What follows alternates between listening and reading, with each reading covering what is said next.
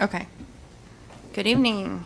It is now 5:06. We are calling this open session meeting to order.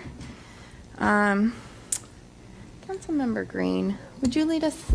Actually, let's do the invocation first with my Mayor Pro Tem, and then will you do our flag salute? Absolutely. Okay. Please join me and stand. Thank you so much. Dear Heavenly Father, thank you so much for this blessed evening, Lord. Thank you that we get to come together and govern, but more importantly, we get to do it as a community.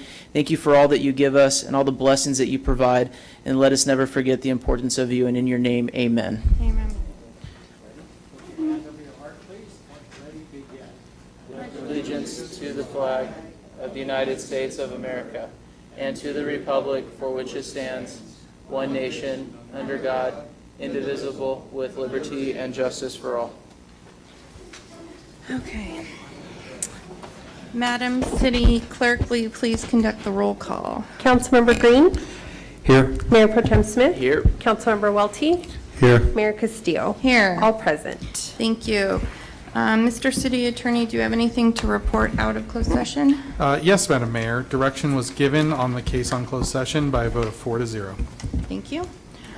Okay, approval of the City Council agenda. Mr. City Manager, are there any changes? No changes. Need a motion and a second to approve the agenda, please? Motion. Second. Whoa, everyone is excited tonight. Someone is fast. Did you get that? I got that. Okay. Roll call vote, please. Councilmember Green, Aye. Mayor Pro Tem Smith, Aye. Councilmember Welty, Aye. Mayor Castillo. Aye. Motion carried to approve the agenda. Okay, thank you. So we have one business item today. It's an exciting business item. Yes, it is. It's a bittersweet business item, is it not? It is. Okay.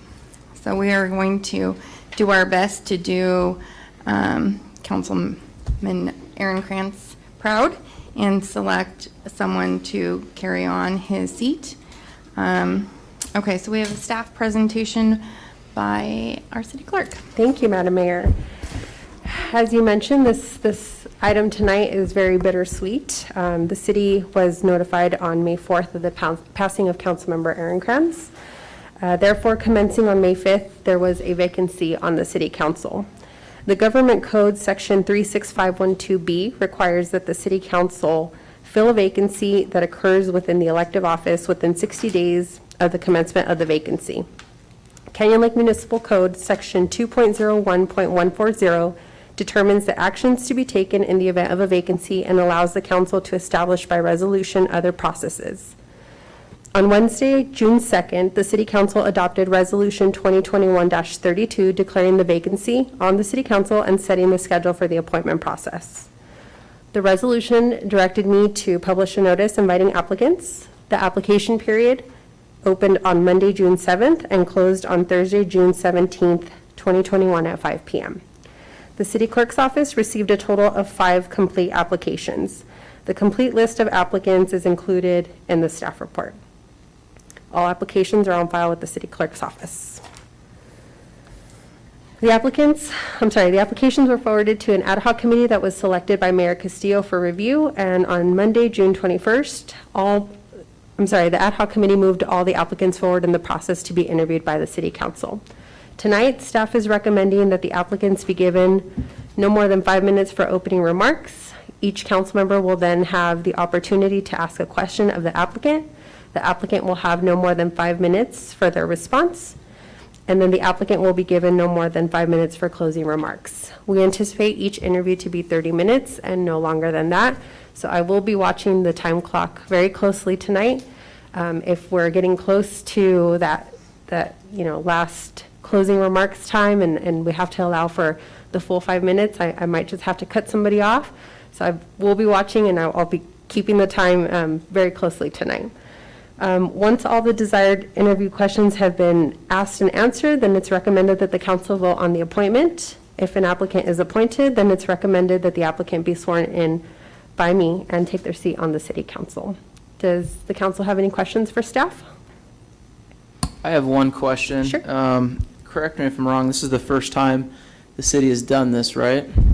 This is the first time. So those of you that are in the audience or watching, I know for me, I'm extremely impressed with the professionalism that our staff has put together with this program. The applicants have contacted me directly and said that, they didn't realize how professional little city of Canyon Lake is. So I'm very proud of the staff on putting this together, and you've done a phenomenal job. So excited to be a part of it. Thank you. We appreciate that. We put a lot of work into this, so we appreciate that. I do want to point out to the council, you have in front of you, you have these blank sheets of paper. They have all of the applicants' names, so you can take notes. This is for you to write on, and you can reference back to. And so if the council is ready, if everybody's ready, then we'll go ahead and call our first applicant. The applicants are upstairs. They are currently in the space formerly occupied by the library. They were selected at random, and so we will bring them in one by one if everybody's ready to go. We're good? Okay. We'll start with our first applicant.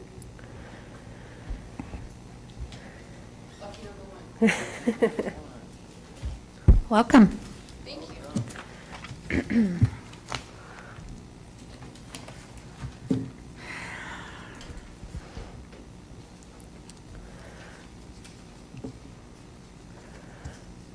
All right, Miss Jeannie Odell, thank you so much for joining us. I'm over here. I'm on this side. Thank you for joining us. So again, you're going to have 5 minutes for your opening remark. The council will ask you, each one will ask you a question. You'll have no more than 5 minutes to respond, and then you'll have 5 minutes for closing remarks. So your interview will last no more than 30 minutes. I'll be timing you. I'll let you know if you're getting close to the time mark. So we can go ahead and start. Thank you very much. Good evening. My name is Jeannie Odell, and I am a mom, a grandmother, and a HUMOM. I'm a little nervous for some reason. I don't even know why. I know, huh? So I became a part-time Canyon Lake resident starting in 1998, and I moved to Canyon Lake full-time in 2006. In 2010, I became a member of the Canyon Lake Chamber of Commerce Board of Directors, and in late 2019, I was appointed as president. On top of that, I was a member of the Merchant Owners Association between the 2010 and 2017. I volunteered at our local library for a couple of years in between retiring for the second time. I was on the POA Facilities Review Committee from 2010 until 2021.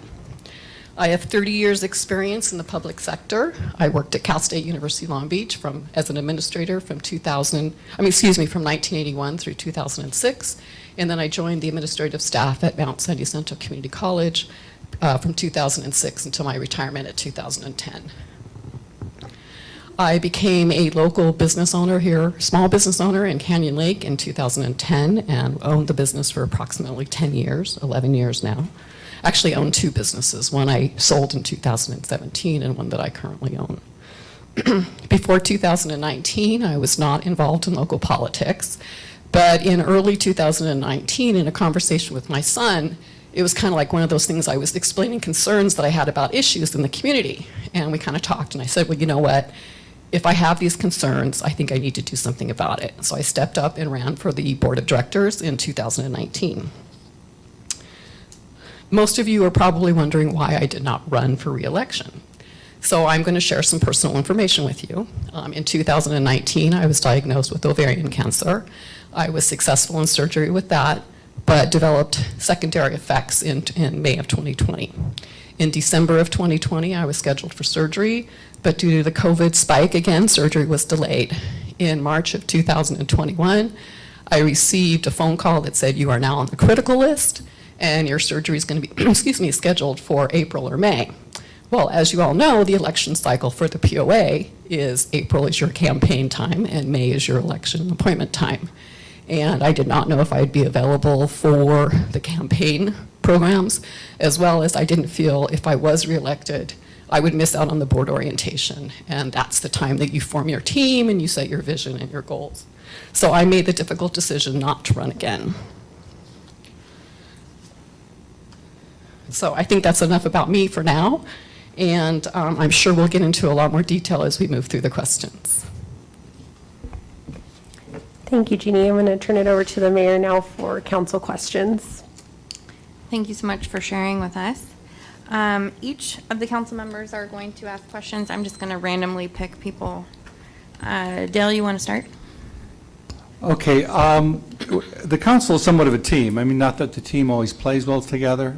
Can you give us some examples in your career where you were part of a group of decision makers and how you related to the decision makers and some of the major decisions that you worked your way through? Okay, so in a couple different positions that I held at both Cal State University Long Beach and Mount Sinai Central Community College, part of my responsibilities were putting together the educational master plan, which then fed into a master plan for the campus. So I was the liaison with the academic planning group, with the student services group, and it was my job to meet with them and determine the trends that education was going to take. Whether, and I can go into a long scenario on that, so I won't bore you. But part of what I had to do was get agreement and consensus between these various groups as to how education was going to be delivered over the years. So that's an example of teamwork in my administrative positions. Obviously, as the Chamber of Commerce on the board of directors, that's a team as well. And getting 7 individuals, as you all know, to agree on something can be a challenge. So there's another example of teamwork. I think that's it for now. Okay.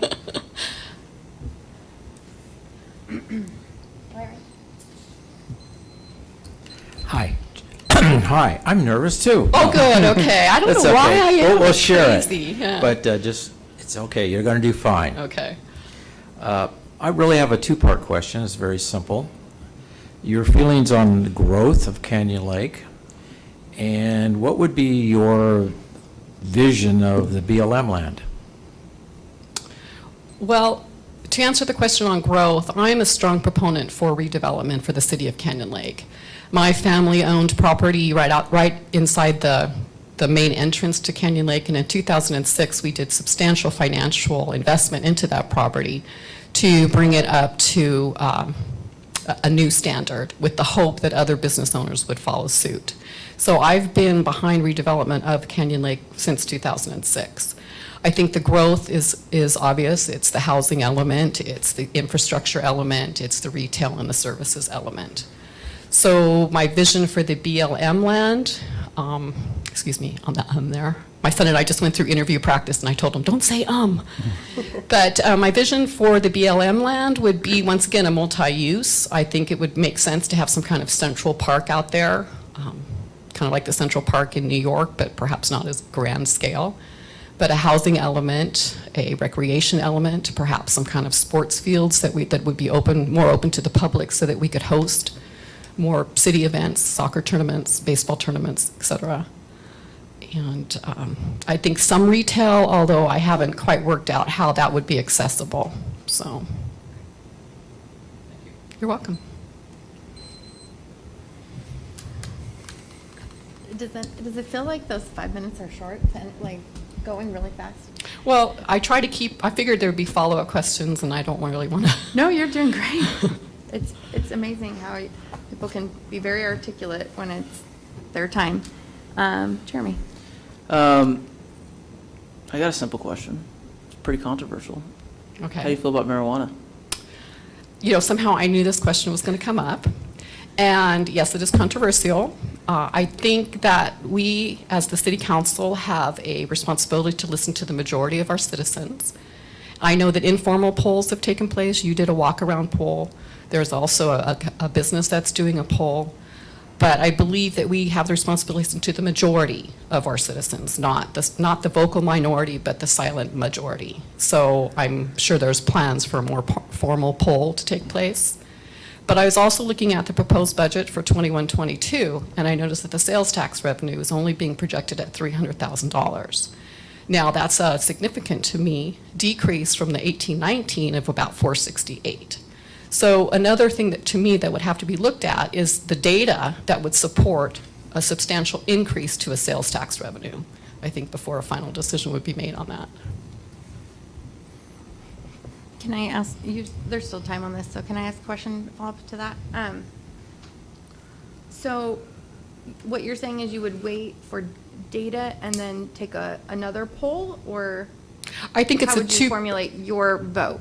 Sorry. To me, it's a two-pronged approach. I would recommend a formal poll of of the community to see who responds. And at the same time, I'm sure there's data out there available. In fact, it's probably already been looked at, and I just haven't been privy to it, as to other cities and the sales tax revenue that's actually been generated versus the potential cost for increased public services, et cetera. So it would be what, the difference would be between the two.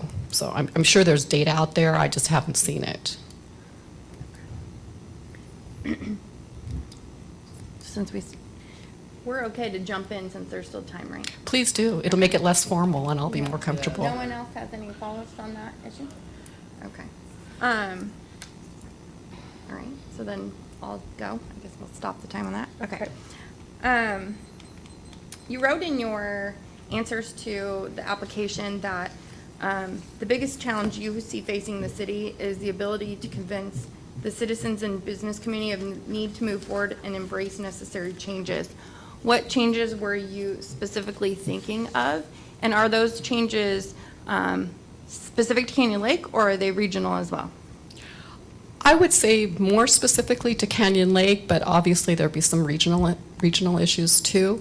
And I think, just for a perfect example, is the redevelopment plan. I think that's going to take a huge community buy-in to achieve that. I think it's definitely achievable. Its time has come. But I think that's what I meant by the challenge, is convincing our citizens and our business community that it is time for change and that there's a need to support the processes and procedures that go along with that change. So it becomes a marketing strategy, and that's why I feel that I could be a good community champion for that. Okay.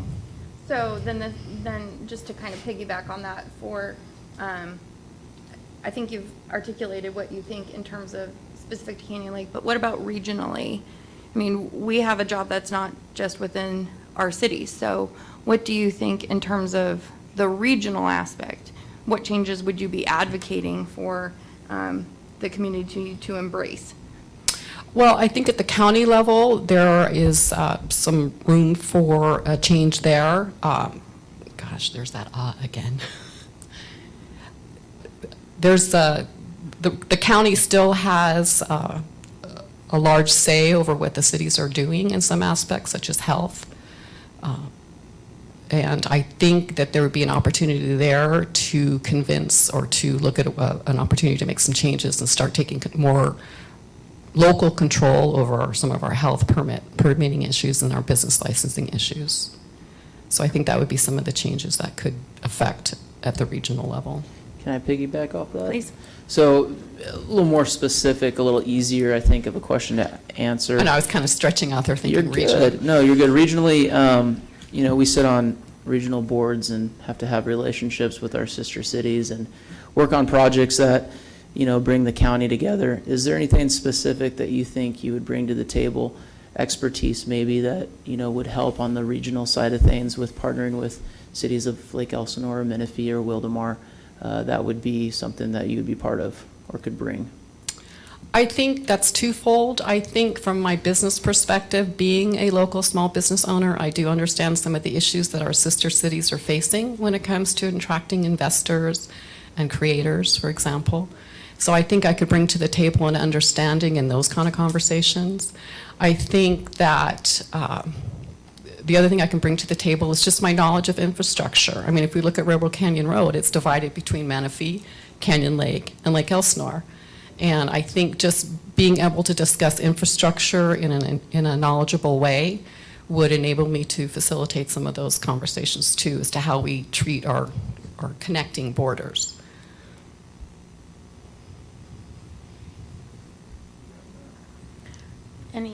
Any clarifying questions on that last one by the team? Just one, Jeannie, on the county issues, specifically the health. Are we talking about the health department and the permits that they issue, or is it something different? No, sir, it would be like the health department and the permits for operating a business, and right now everything goes through the county, and I just think that that's an opportunity that the city could look at for becoming more in local control. So you're advocating that we would take issuing the health department issues? I'm advocating that would be something to look into to see if there's value in that. Having had to deal with the county on health department issues and stuff like that, it can be rather bureaucratic. And I would just see that might be something that, as the city looks at its goal to improve the building department and operations area, that might be something that could be looked at as well. Okay, thank you. You're welcome. There's time. Do it. Let's go. We have about 1 minute left on this question. On that question, right? And then we have another 3 or 4 on the other previous questions, so I can caveat to what she's saying. What? I'm just kidding. All right, so real quick, Jeannie, just so you know, a quick question for you that I know you'll have a good answer to. The community's changing, as you know. You've had to make a lot of decisions at the POA to help with those changes. Kids, children, safety issues. How do you plan on helping the community change with the council side of it and bringing new ideas and concepts to help with the community as it's changing every day? Well, I think COVID has been a blessing in one respect because it's allowed us to think outside the I can't even say that word, outside of the box. So I think that it has kind of let the creative juices flow a little bit in how we deliver services and the type of businesses that we could start attracting. So I think you mentioned children and safety and issues like that. I just think that I could bring to the council the ability to be a problem. I mean, we obviously had to solve problems at the POA, like you mentioned. We obviously had to do some planning. One of the things I'm most proud about for the POA is that I facilitated a 5-year plan for both our facilities. So we looked at our needs for the kids. We looked at our needs for the safety programs. We looked at our needs for our aging community and our middle community and our younger community. And I think I can bring those kind of planning skills to the city council as well, because that's what I did for 30 years. I think I might have lost track of your question, but. So now we're on to closing statement. Well, it looks like, so the council has each asked a question. Each one of you has asked a question. We still have about 10 minutes or so. If the city council has any follow-up questions, you have about 10 minutes to ask additional questions. So I want to, just to clarify my question a little bit. In the last 10 years, the community has changed significantly, more so we have a lot more children in the community and a lot more young people. And those challenges, I know that my colleague here, we've dealt with public safety issues because of that, and different obstacles that we're facing trying to govern and also trying to provide good public safety. Knowing that, does anything come to mind that you could bring to this council that we're currently not doing or that we should be doing moving forward? From a public safety standpoint or from a changing demographic Both. Standpoint? I think the changing demographic standpoint, I do, when I owned Pepe's, I was constantly telling the staff that, the demographics of Canyon Lake are changing. The majority of our age group is between 38 and 45. It's a whole different market out there, and we need to provide the service and the food that they're looking for. So that was always a hurdle to get over, is to get everybody to understand that the demographics are changing. So I think what I can bring to the council is a very good understanding on the changing demographics. I know I'm at the older part of it, but I have a 26-year-old son, and he's definitely a sounding board that I use for ideas in the community. And I think I have good community contacts out there with people in each of the demographics to kind of go out to them and ask them what they're looking for. So from a public safety standpoint, this is kind of a personal platform I have, so I'm not sure how that'll spill over to the council. But I'm a firm believer of self-governing. I don't think the city can be responsible for governing the individual actions. And I think there's an expectation that the city or the POA is supposed to govern those individual actions. So from a public safety standpoint, I have to be honest with you, I don't really have a thought what I can personally bring to the council regarding public safety. I think this council has already done an excellent job in looking at a lot of that and making some decisions as to where we're going in the future. Dale, do you have any follow-up? I think that brings into. Oh, sorry, the wrong way. I think that brings into the fact that, if we do expand out into the BLM land, and we do have that opportunity, we do have kind of a limited ability to have parks in here, and you talked about parks and the things that you would see. So in that sense, you would also be looking at maybe programs for the younger kids and programs for the adults, or if we had these larger parks out there, what would you envision that would happen out there? Well, I think inside the gates anyway, we have our younger children well taken care of. There are plenty of parks with playgrounds for the younger ages group, the 5 to 12. I think there is a need for the middle age group to be addressed in parks and activities. We have we have basketball courts. We have all of that within the gates, but I think it would be a great opportunity for those who don't wish to partake in the gates to be able to go outside and play the basketball and skateboard and whatever the local trend is for the youth.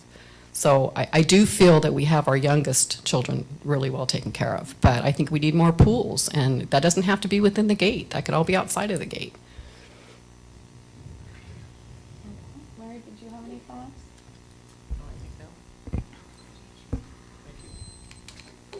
How are we doing on time? We have about 6 minutes left for the council to ask additional questions. Okay, I have another question. We talk about what the council is doing now, and we talk about, the regional aspect, and you mentioned Railroad Canyon. If you were appointed, is there anything in particular that interests you regionally? Well, I can go back years. I mean, WRCOG was always of an interest to me. I really enjoyed the programs. I enjoyed the networking with all of the various cities through there. I know that's kind of a coveted position, but WRCOG was definitely of an interest. Some of the planning committee would definitely be an interest for me, but regionally, I guess wherever you felt I fit best. I didn't really I kind of stumbled over giving you my background, what my professional background was.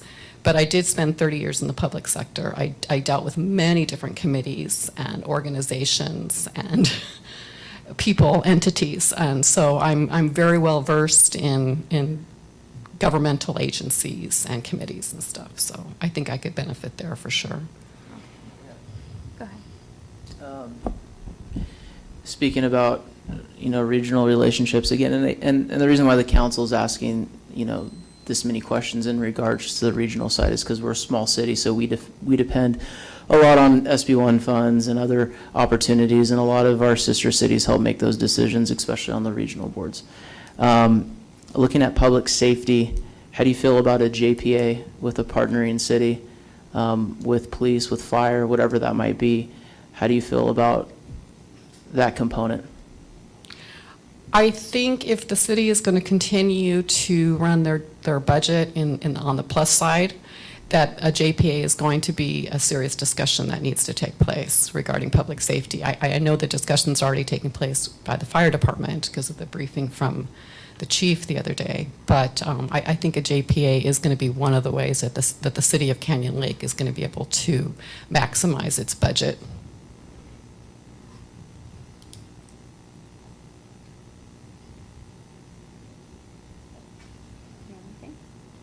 Anything further from council?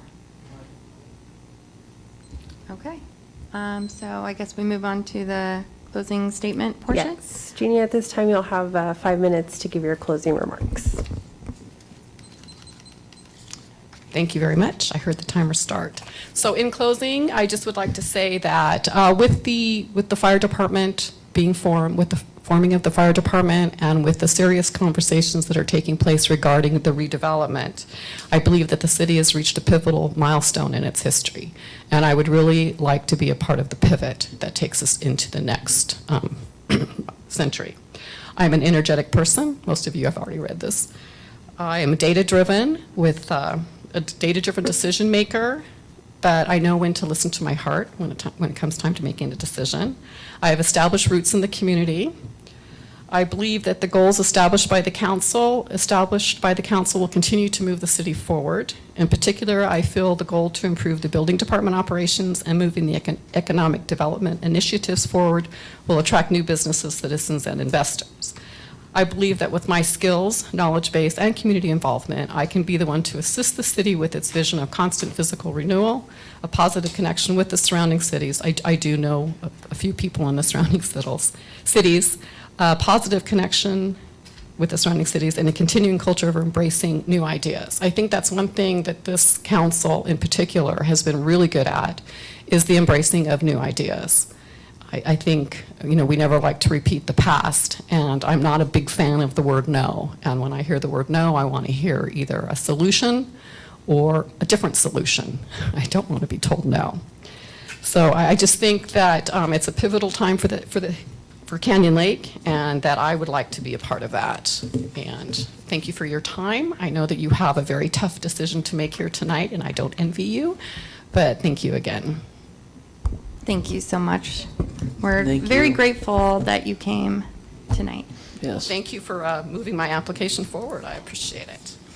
Absolutely.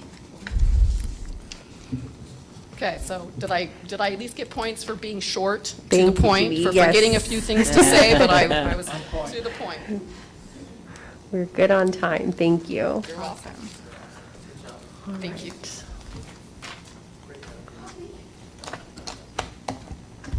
Madam Mayor, if I may, maybe while we're making a transition with applicants here, one thing I'd just like the public to know, a little bit about our process this evening. Before the meeting started, there was a random drawing with all the applicants to determine their interview order. And as they make their way down. And what was the other item? I'm blanking on what the other thing was, but I'll fill you in at the next break. I'm gonna help you, Mr. City Manager, because I got to see this cool thing. Yeah. Because Anna showed me.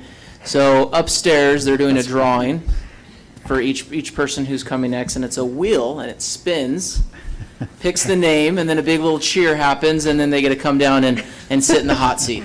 So very creative from our city clerk coming up with things. It's a real fortune. And also, in the interest of fairness, all of the applicants are in a room upstairs, not able to see the interviews that are happening before them, so they don't know ahead of time what types of questions are being asked. And after they complete their interview, they're welcome to stay in the chambers here and watch the rest of the interviews. Yeah, and running for office is a lot easier than this process. Thank you. So next we have Sonia, Kent, and Dino. You are going to have 5 minutes for an opening statement, and then the city council will each ask you a question. You'll have no more than 5 minutes to answer their question. Then they will ask you follow-up questions. You'll have no more than 5 minutes, and then you'll have 5 minutes for a closing remark. Great, thank Okay? you. All right, thank you. We can begin. All right, distinguished council members, staff, and residents of Canyon Lake. First off, thank you for the opportunity and time to allow me to introduce myself. My name is Sonia Kent, and I am impassioned ambassador and resident of Canyon Lake. Upon relocating to this little bit of paradise, I quickly fell in love with what this community had to offer my family and the quality of life it encompassed. I recall immediately being enamored upon my first weekend and asking the staff at the lodge, "Is it always like this?" And Mary Lou replied, "What, like you're at a resort daily?" Absolutely. And from that point on, and that moment on, I knew we had finally found our forever home. A place where not only my children, but my children's children would also lay their footprints. I instantly became involved and engaged in service to this community. Not only did I want to be involved in its current state, I desired to be involved in the evolution of its future and continuance to become the premier place to live in Southern California. Over the last 3 years, I've served as the Director of Philanthropy and the Director of Scholarships for the Canyon Lake Junior Women's Club. And in that time, we've accomplished the reshapement of a more concentrated proactive versus reactive approach to the philanthropic needs of this community. We've done this by engaging the community directly through events, networking, and active engagement through social media forums. We've deepened relationships with local community media, like the Friday Flyer and Canyon Lake Insider, and we've developed partnership projects with other community clubs, like a fundraiser that we collaborated with for Gideon.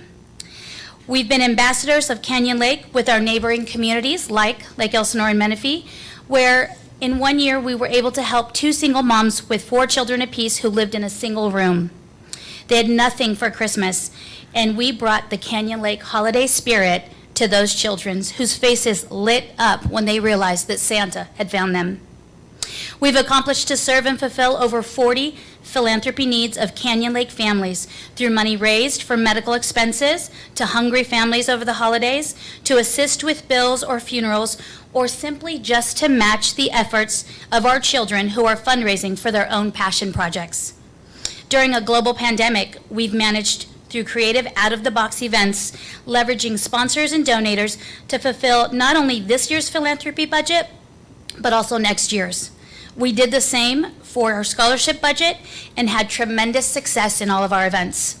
Because of this success, we were also able to give over 34 scholarships to Canyon Lake seniors. I also currently serve as the Director of Community Events for the Canyon Lake Chamber of Commerce.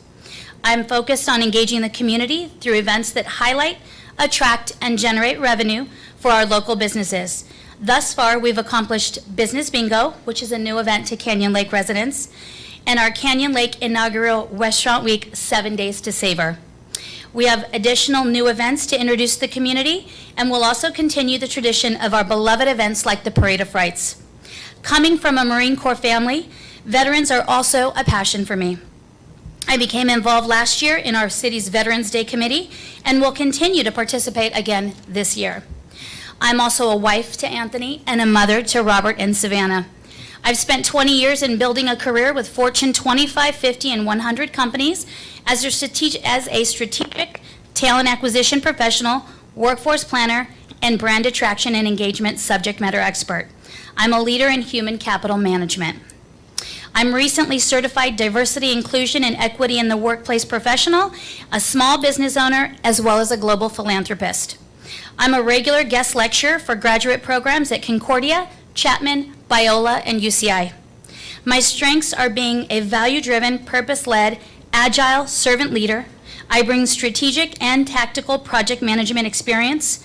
I work well collaboratively with both internal and external stakeholders, and I feel that my commitment and my passion to networking, relationship building, and storytelling could be a terrific asset to the esteemed council that already sits before us. I welcome and will always cherish this opportunity for you to get to know me better and what value add that I can bring to a seat at the table. Thank you.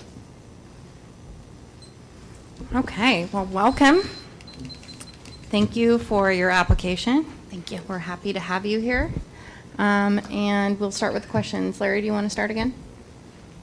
Sure, welcome. Thank you. You look like you're relaxed. That's good. I'm trying to be. There you go. Well, we'll try to make this as painless as possible. Thank you. A couple of questions. Each one of us will ask you a question. Okay. And this mine's a kind of a two-parter. One is going to deal with growth. What's your concepts on growth, community growth, and that? And how would you envision the utilization of the Bureau of Land Management area, which the city currently is trying to acquire, which hopefully will take place before all of us get any older. So I would like your vision on those two items. Okay, so if I understand right, the first piece of it is growth. Correct. What I envision for growth. When I was researching and looking and being, I'm sorry, were you going to? No? Oh, okay. Go ahead. I love a lot of the ideas that were brought forth. I'd love, in our previous councils, I love that we have managed to maintain a healthy budget and may have a surplus based on what we've done and the strategic goals that we've had kind of outlined for 2020 and 2021. I'd love to see, again, additional revenue that's brought in through maybe the refacing of our town center. And I think for me, I'd love to see, doing a lot of the community events, that's really become a passion for me. I'd love to see things like maybe more enhancement of the farmers market or market night, or bringing in additional revenue through retail to that town center. Maybe looking at ways that we can capitalize on the views for what we have, or the restaurants, and somehow, bringing more to that. So that's probably where I would see that off the top of my head. And as far as the BLM piece, ask that question again, because I was stuck on the That's first okay. piece. Yeah. It's all right. The city's in the process of acquiring that land, and it is in the Yes. city limits. what do you vision how that is to be utilized? Open space, developed, commercial, mixed? I mean, what's your vision how that property should be utilized? You know, I think that I would love, first and foremost, to probably see what the community itself, being a voice and being in a position with the city council, I'd love to see what the actual residents would want to see there before I kind of committed to something because it's not really about what I want, right? It's what does this community want and what does it need, and have them probably speak to that, and then from there be able to probably make something a little bit more definitive after we look at analysis and data and things like that. But I mean, for me, I'd love to see something where, you know, we could definitely capitalize and continue to grow and be that premier place. So, thanks, Larry. Dale. We're a team in the council, and we generally all tend to go the same direction. We actually make a good team, which is very nice.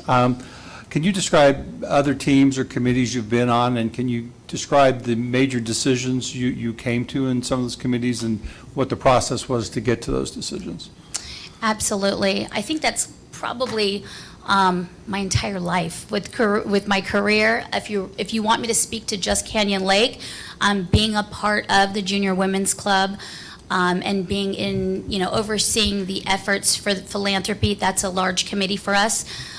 We are a 501c3, so looking at things that help, right, build out that community and that the needs of what we have here. So sometimes we have, you know, 15 different people that are on that, and we need to be able to come together and figure out a solution that works well for all of us and that essentially encompasses what we want to do and the projects that we want to accomplish.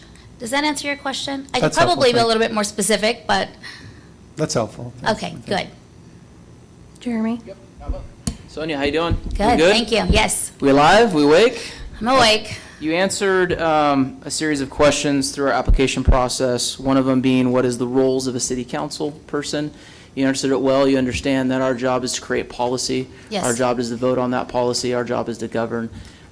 Give me an example of how public policy would play in regards to the POA. If you need an example, I can give you one. Yes, please. Okay, I knew you would say that.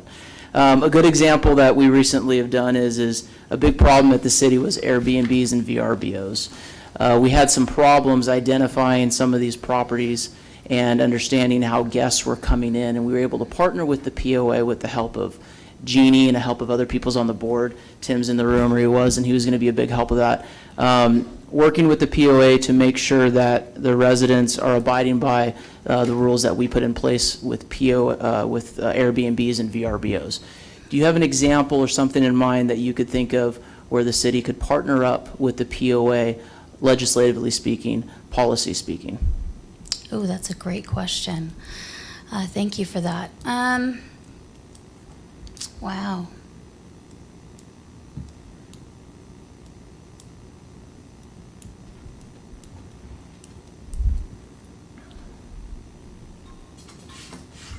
Perfect. Was that my timing. timer? Perfect timing, Larry.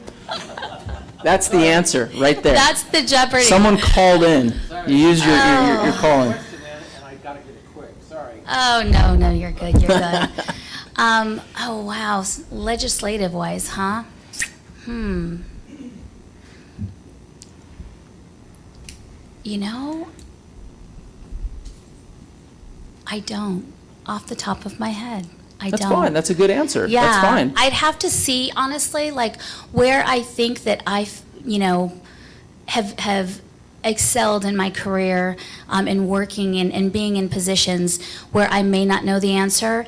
I think the best thing I can do is to probably inform myself a little bit better, collect the analysis, look at the data, see where maybe the assessment and the problems could exist, or what the people bring to us, right, as the problems, and then kind of speak from there. So I don't want to create any issues that maybe, you know, could happen. I'd rather just kind of see what those issues are and go from there, if that Can makes sense. Can I alter my question, Madam Mayor, and strike that one and go with a whole different one? Your question was weird, honestly, but Um, I didn't even get it, but okay, yes, absolutely. How do you feel about marijuana? Morally speaking, I think that, morally speaking, I don't have an opinion on it. I think as it relates to revenue, as it relates to what the residents want, I feel like, I remember a survey coming out and it seemed like people are, divisive on it, or half and half on it, right? So I think really kind of engaging more, having more forums, maybe getting people more involved in having a voice around that. I could probably speak to how I would feel about it as it relates to revenue. But in reality, like, where would we put it, right? Like, once you have something like that, like, where would that go? And there's a whole host of problems that comes along with that. So I definitely would want to do a little bit more research and really hear kind of what the residents are looking to do a little bit more definitively versus right now it seems like everybody is kind of half and half. So hopefully that sufficed. All right. Okay. We have different jobs on council. Larry, for example, sits on RCA. Jeremy is everything transportation. Dale's on the LEJBA committee, which deals with our lake. I'm stepping into Jordan's shoes and doing WRCOG and Veterans Committee. We have regional opportunities as well. Where do you see yourself fitting into that puzzle piece? Where could we use you once you get on council? Sure. I feel my strength really is in the networking and relationship building space. It's what I've done for the last 20 years. It's what I will continue to do. It's what I'm best at. It's what I'm a subject matter expert in. I find ways to build relationships, strengthen them, and then lead kind of from there. For the last 20 years, I've been a brand ambassador for Fortune 50, 25, and 100 companies, going out to people who weren't necessarily looking to actually come to our organization, and finding ways between that value system and this value system and bridging that gap. So I think, I would love to be in a role and be an asset where my strength is, which is relationship building, networking, and really just being a positive ambassador of the city. And to follow up on that, what could you envision doing to bring Canyon Lake outside our small area? Absolutely. So it's funny because a lot of my friends actually that live nationally and see my stuff and on LinkedIn, I'm always posting about Canyon Lake, like literally. And so they're like, oh, it's Mrs. Canyon Lake. It's kind of like the running joke. I absolutely would love to see our footprint extend beyond kind of just our local communities, because even when you talk to folks, I'm talking to people from New York and Philadelphia, and they're like, what? Where's Canyon Lake? And then I send them these videos that we have online, and they're just floored by who we are. So I would love to see myself in a position, or maybe in a group. One, obviously, I think I shared Veterans Day, so I never want to give that up. I'd love to be a part of that. But also, if there's a role or a committee that really has more to do with California, or extending kind of beyond those borders and representing the city that way, and really kind of being that brand ambassador and leveraging where my skill set is. Okay. How are we doing on time? So each one of you has already asked a question, so we have about 8 minutes left for follow-up questions from the council, and then we'll have to give her 5 minutes to wrap it up. Okay, perfect. Dale, any follow-up questions? Yeah, here's a question. What worries you most about the city? You're coming to come on the council. What problems do you see the city having that if we don't work on and fix, that you see as a big detriment to our city? I kind of touched on that, I think, in the actual application process when it asked what I thought the challenge was. And I felt like we are very prideful and we are very passionate people. And I think in any situation, when you can be an effective storyteller, when you can look at the data and tell that story to a way that residents build community and build confidence in our city and its decisions, no matter what direction that we want to take in our visions and our goals, those that may be opposed, I think when we all can become more effective storytellers, that will only help expand what we're looking to do. And that's not to say that we have a problem with that, but I think in any situation, in any given situation, it's always best to lead with integrity and definitely lead with the ability to effectively tell the story through data, through analysis, and build that confidence. Does that answer your question? Perfect. Thank you. Jeremy, do you have a follow-up question? I'm going to go at the first question this time, the Oh, same one, Lord. except I'm going to make it a little easier. Okay. The biggest struggle that we have at the city is identifying the difference between the POA and the city for the residents, for the community members. Would you Yes. agree with that? Yes. Any ideas that you might have to help educate the community on the difference between the two that would help educate community members so they're not wasting their time with a POA issue that's maybe a city issue, vice versa? Sure. I had something similar to this actually recently with my role at my current organization. I was tasked with a team to help the United Way of San Diego figure out how to get people to understand who they are, their volunteers, and then attract their donors, because people often knew who they were. So I think it's kind of a similar situation. And what we did was we took an analysis of the good, the bad, what did people think, who was responsible for what. So a lot of survey, a lot of forums, a lot of asking questions. I think we can utilize, and what I shared with them is to utilize some of the technology that we have today, the forums, social media, just be a little bit more technically advanced, bringing us kind of there and having these things that are more of an outreach. Being able to, I think, have us have a presence and have places. I love the idea that there I see sometimes council members or different people that, or POA, when they were running, they'd have these coffee chats and getting to know. I think people really responded well to that. And a lot of that has to do with, building those relationships.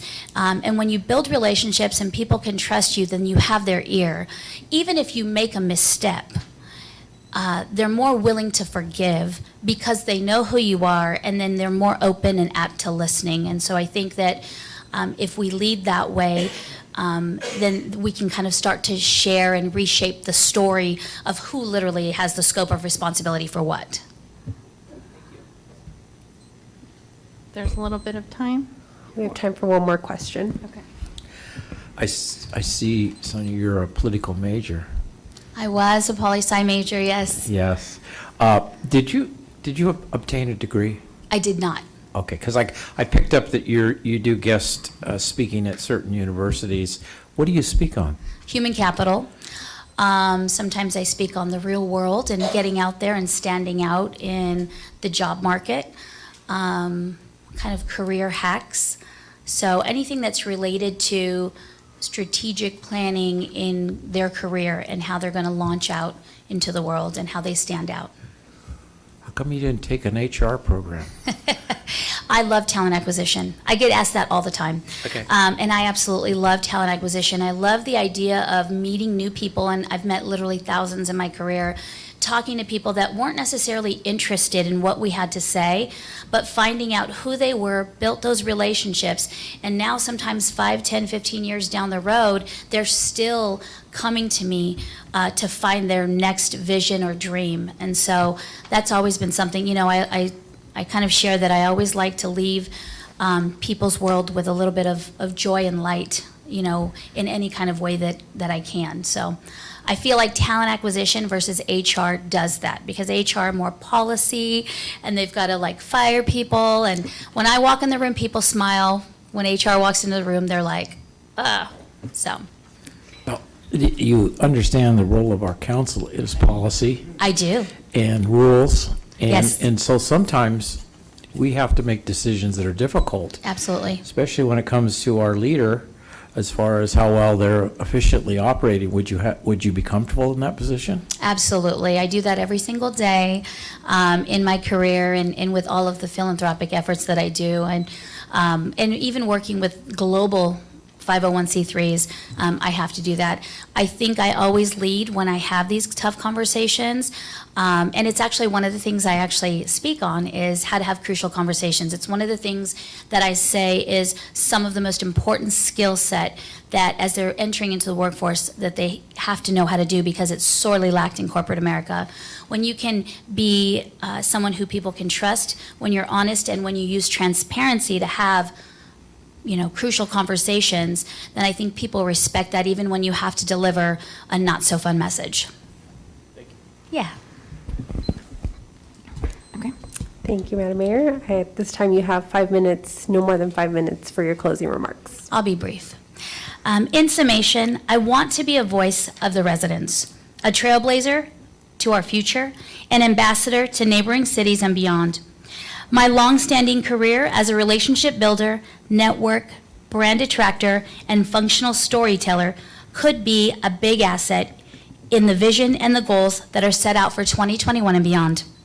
Coming from a diverse background of mixed heritage, I also want to be able to represent the inclusivity and the diversity of this community. If you're looking for someone like this to sit at the table beside you, then I'm your choice. Thank you. Thank you so much for applying. We are grateful for your presence. Thank you.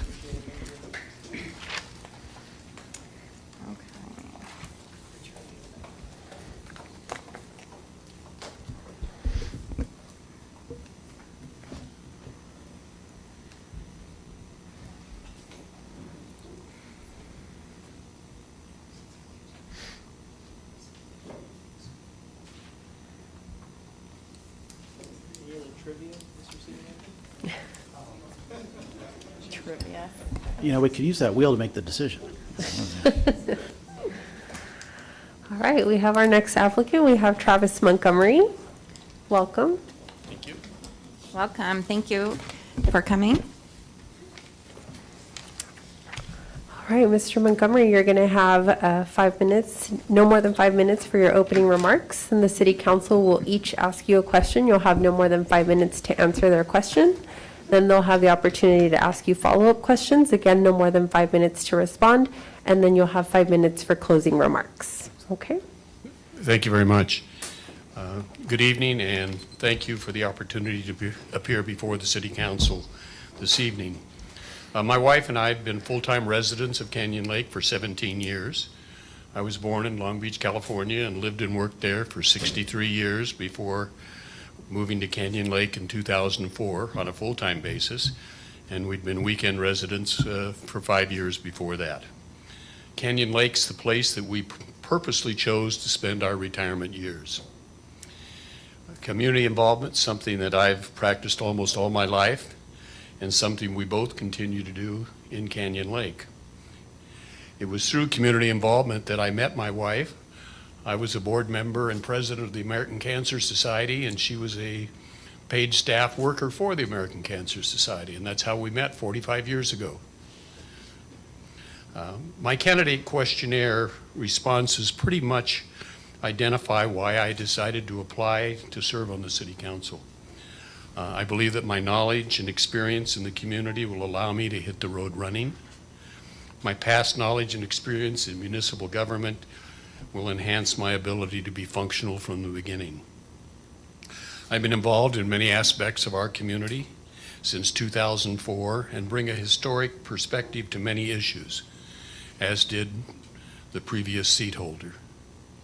I have no preconceived agenda other than to step forward and offer my services under these unfortunate circumstances. I believe that Canyon Lake is at a real turning point in its ability to survive as a city. Financial stability is a major, if not the most serious challenge facing the city. The retention and improvement of financial resources is an absolute necessity in order for the city to provide its primary functions of public safety and government regulation. I believe that the city is heading in the right direction. If I didn't feel that way, I wouldn't be before you tonight. As a city council member, I'd be ready to get down to implementation, not obstruction. I'm going to conclude my opening remarks at this point so that I can respond to your specific questions. And again, thank you for the opportunity to participate in this process. Okay. Thank you so much for being here. Dale, you want to start?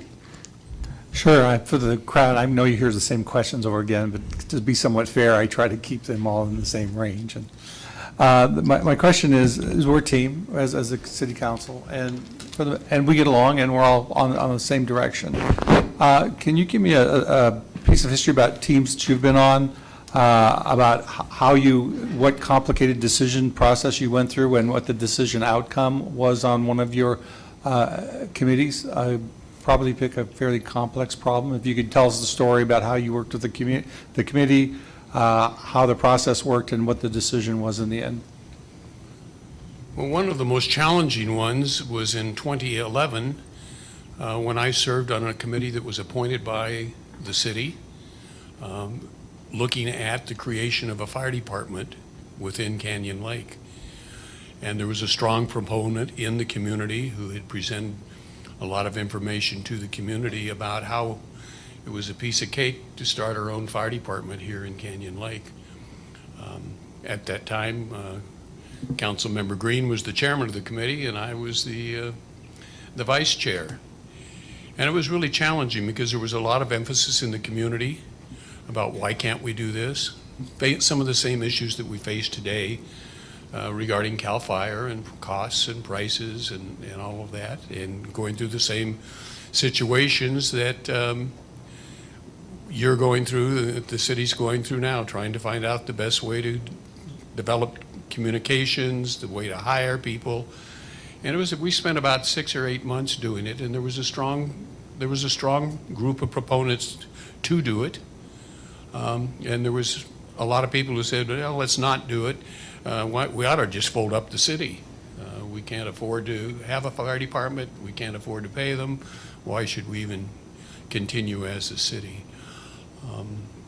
Our committee came together, and I think they presented a very comprehensive report that's probably still in the files of the city somewhere. Larry's probably still got one at home.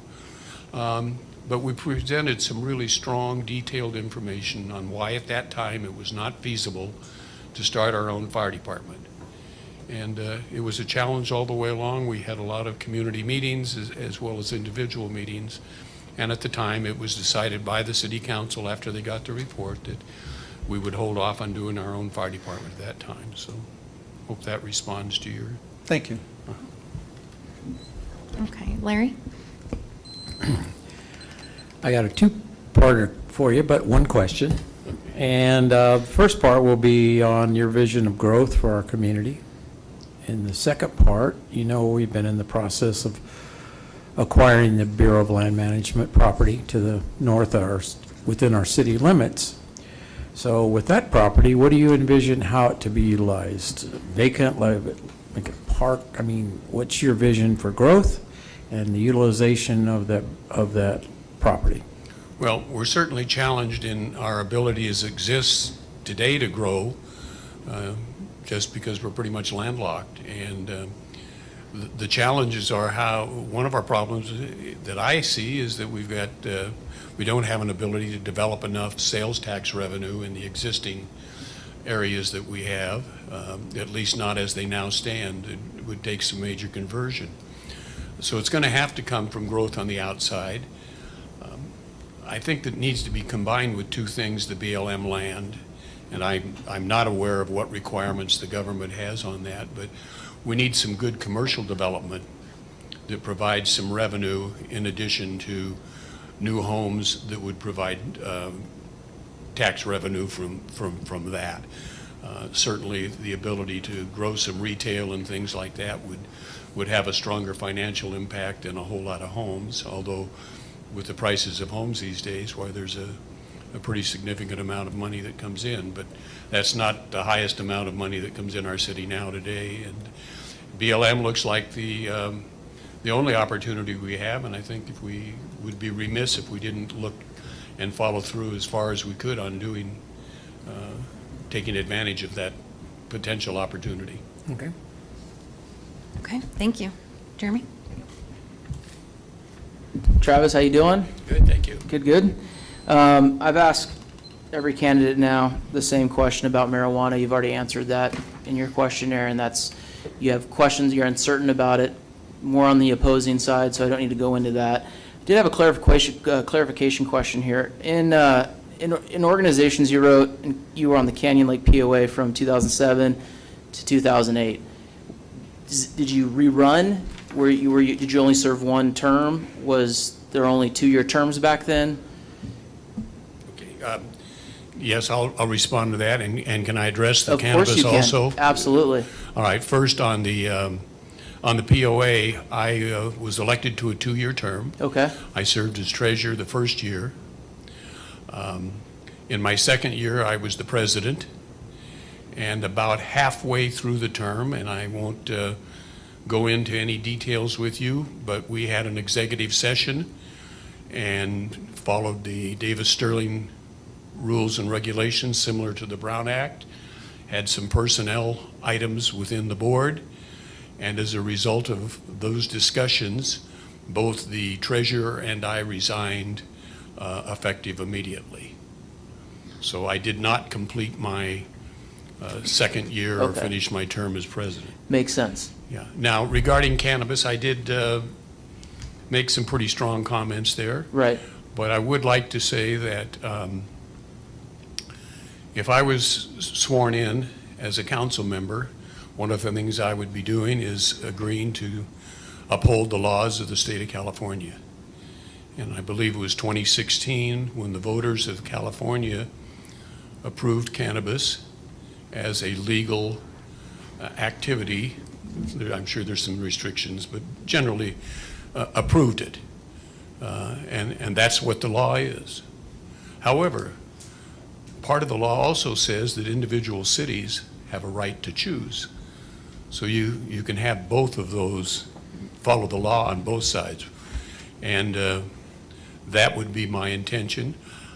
I think that we need more, I need more information. I'd like to see a survey, and I understand maybe one has been done, on how the people of Canyon Lake really feel about it. Quality of life is why we moved here. Quality of life is why a lot of people moved here. And I want more information on how other cities that have had cannabis and sell it now in their cities, how that's affected quality of life, what it's done crime-wise and things like that. So I think I'm a little more open-minded to it than I stated in here.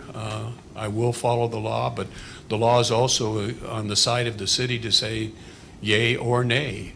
And so that's how I would address that. Okay, thank you. I guess we're all doing two-part questions. So I'm going to start doing two-part questions. I noticed that you wrote in here that you have no preconceived agenda. So the first part of my question would be, what is your primary focus? I understand that you've said that you're not going to come in and just be a placeholder, and I am grateful for that. So what is something that you're interested in based on what we're doing now? And then my other question is, you wrote in here that you believe the city should continue to exist and maintain local control. What do you think is the most important aspect of local control? And I can break those up again if you need me to. Okay, all right. Well, let's deal with the local control first. Okay. Well, I can deal with your first part on what not having an agenda. I think that I said in my document there also that I think the city is going in the right direction. And if it wasn't, I don't think I'd be interested in serving and becoming an obstacle to achieving that. Right now, we've determined we're going to have a fire department. And the most important thing right now is to make that happen. If that doesn't happen, it's going to be a mark on the city, it's going to be a mark on the council and everything else, that you went way out on this limb and you couldn't get it done and didn't do it. So I think really one of the most important thing is to make sure that happens and work to make it happen. And that's why I said I want to come in and be involved in implementation and not obstruction. The job needs to get done to make it happen correctly. The second part of the question was Local control. local control. You know, back I mentioned earlier when we were talking about creating our own fire department, there were a lot of people who said, you know, we're having trouble, we're struggling, we just don't have the financial resources and the capabilities of doing it. Back then, our budget was about $5 million, maybe $5.5 million. Now it's 8.2, so we've grown. But local control was one of the things a lot of us said, no, let's keep the city. If we became part of either of the adjacent cities, Menifee or Lake Elsinore, they could determine. If we became part of Lake Elsinore, I guess we could have cannabis here tomorrow. So local control is really critical. Other cities are looking and have the same obligations that we do. Well, we got this new Canyon Lake as part of our city. I guess we can solve our housing problem there.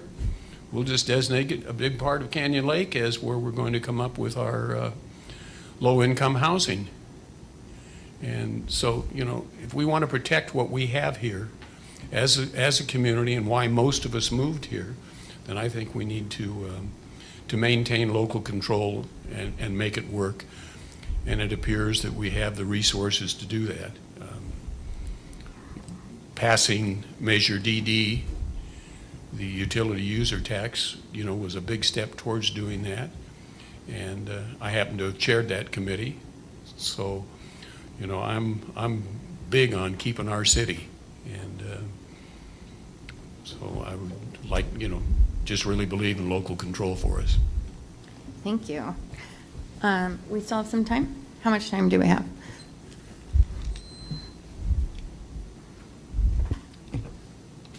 You have about 10 minutes. Oh, good.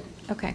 Dale, any follow-up questions? My question is, what scares you at night about the direction of the city? What do you know, sometimes I wake up in the middle of the night and I'm going, oh my God, the city's got to deal with this. You mentioned the fire and you mentioned finances. As you know, those are on their track and they're going to head that way. Is there anything else that really makes you nervous about the direction of the city? Well, I guess I'm not privileged to enough inside information to wake up in the middle of the night yet. I guess I'm here saying, give me that opportunity, but I don't know that that's what I want to do. But I know that we do have major challenges, and we do with our zoning and with our, you know, providing housing, and we're in the middle of the housing element now. I was a planning commissioner in Long Beach for 7 years and chaired the committee for 2 years. So I've been through every decade adoptions that you have to do to your master plan, and it's a difficult process. But I think there's ways to do it. Also, there's a lot of misconception, I think, when people talk about, and I'm probably using the wrong word when I say low income, but this doesn't mean homeless.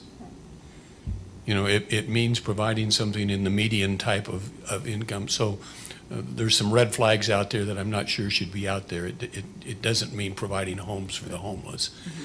And it can be part of a comprehensive program that really solves a couple problems. We took some areas in Long Beach, retail areas, demolished them and put in stores and residences on the upper floors. They've done it over in Paris, catty corner from their city hall. That's a way to accomplish a couple of things. And so, you know, not waking up yet. I might wake up tomorrow if I was successful and say, what the heck have I done? But Travis, it's called affordable housing. Affordable housing. Thank you, Larry. Do you have a follow-up question? Affordable housing? Okay. Jeremy? How do you feel about public safety JPA? I think that's probably one of the ways we're going to have to go. I think the jury's still out, but it appears to be that Menifee's doing well with this police department. You know, that their success can help lead to our success. And if we can have a good, successful year or two, then there's a lot of people out there who want to do something other than be at the beck and call of either the sheriff, who does a great job, it's just a matter of finances, or CAL FIRE. They do a great job. They're hard to, you can't fault either one of them on the level of service they provide, but the obstacles in terms of finance are a thing. So I think a joint power authority could be a great way to go. And if we get some cities into it, other cities, of course, that's what it would take.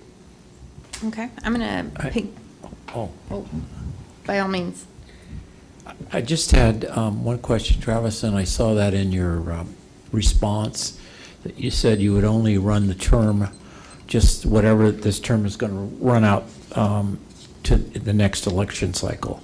And I think it kind of indicated you would not run again. Yeah, I said that I do not plan to run for the seat in 2022. I've been involved around local government for a long time in various capacities, not as an elected official. There's a real challenge to the city council in making an appointment. It can give a real benefit to somebody, because next time they run for office, they would be a incumbent, and I'm not sure Steve can tell you for sure. You might not be able to use the word incumbent when you're appointed, but certainly it would be known that you'd served on the council. I haven't run for the council in the past. I've been involved. You've seen me here. Sometimes you can do as much from the outside as you do from the inside. And so I felt that I had some experience that I could help during this 17-month period of time. And since I would be appointed by not the people, but just by 4 people, that come 2022, the people could decide on who they want to fill out the remainder of that term, and it not be something that's on your backs, or that you're challenged with, gee, if we do this one, does that give them an advantage when it comes up in another time? So that's my feeling behind it. I felt that way in other situations where I've been involved, and thank you. Do I have time for a question? We have time for one more question. Okay. In terms of the regional aspect, we all know that you're very outgoing and you're a good representation of our city. What would be something that you would want to jump right into regionally? Well, definitely the bug abatement. The vector? You're our vector guy? Vector control, yeah. I mean, how could one not? I've worked with a lot of those organizations in the past. Had a lot of work with SCAG on projects when I was in the city of Long Beach. I spent some time as a consultant to the LA County Transportation Commission, who ran the Blue Lines and now run the bus system in LA County. So I'm familiar with different aspects of regionalism. And it's really important. That goes along again with some local control. Our representation there helps stabilize some local control for ourselves, and it gives us a heads up on what's coming from other places. We need to have our head in a lot of those meetings just to know what's going on. So I would be willing to serve where it would best serve the city, and I know you're going to have to, with a new person, probably redo some of the committee assignments, but I'm retired, I have the time, and I'm willing to do it, and if there's some travel involved, well, so be it. Okay, thank you so much. Okay, looks like, are we ready then? Anyone Yeah, else? Okay. Let's go ahead with your closing remarks. You have no more than 5 minutes. It won't take that long, believe me. I just appreciate the opportunity to be here. As I've mentioned earlier, I was involved in the UUT. I was involved in the task force that worked on public safety, and that included police at the time when we did that. We met, but fire was the one that seemed to get the majority of the publicity. Excuse me. I just think I have some experience that I can bring to the council, some historical information and things that just don't always pop up. I've worked in municipal government. I respect all of the members of this council. I wouldn't be doing this, and that's not anything, you know, I just wouldn't be doing this if I thought I was coming into a confrontational situation. But I think you're going in the right direction, and I'd be willing to help do that and get over the next 17-month hurdle and get somebody in here and elected by the people to do that. My whole goal is to do what's good for the community. And if cannabis is good for the whole community and I can come to that evaluation, I might do that. If I come to the evaluation that it's not good for the community as a whole, then I wouldn't. And that's true on anything. But some of the train's already out of the station in the fire department. We got to make that work. And it's number one on your goals and objectives for the year. And let me tell you, that will be one masterful accomplishment when it happens. And I know some of you came on this council with that goal, making it happen. And I just would be happy to be part of that team for the next 17 months. That's really all I have to say. Thank you. Well, we really appreciate your time and your application, so thank you so much. Thank you very much.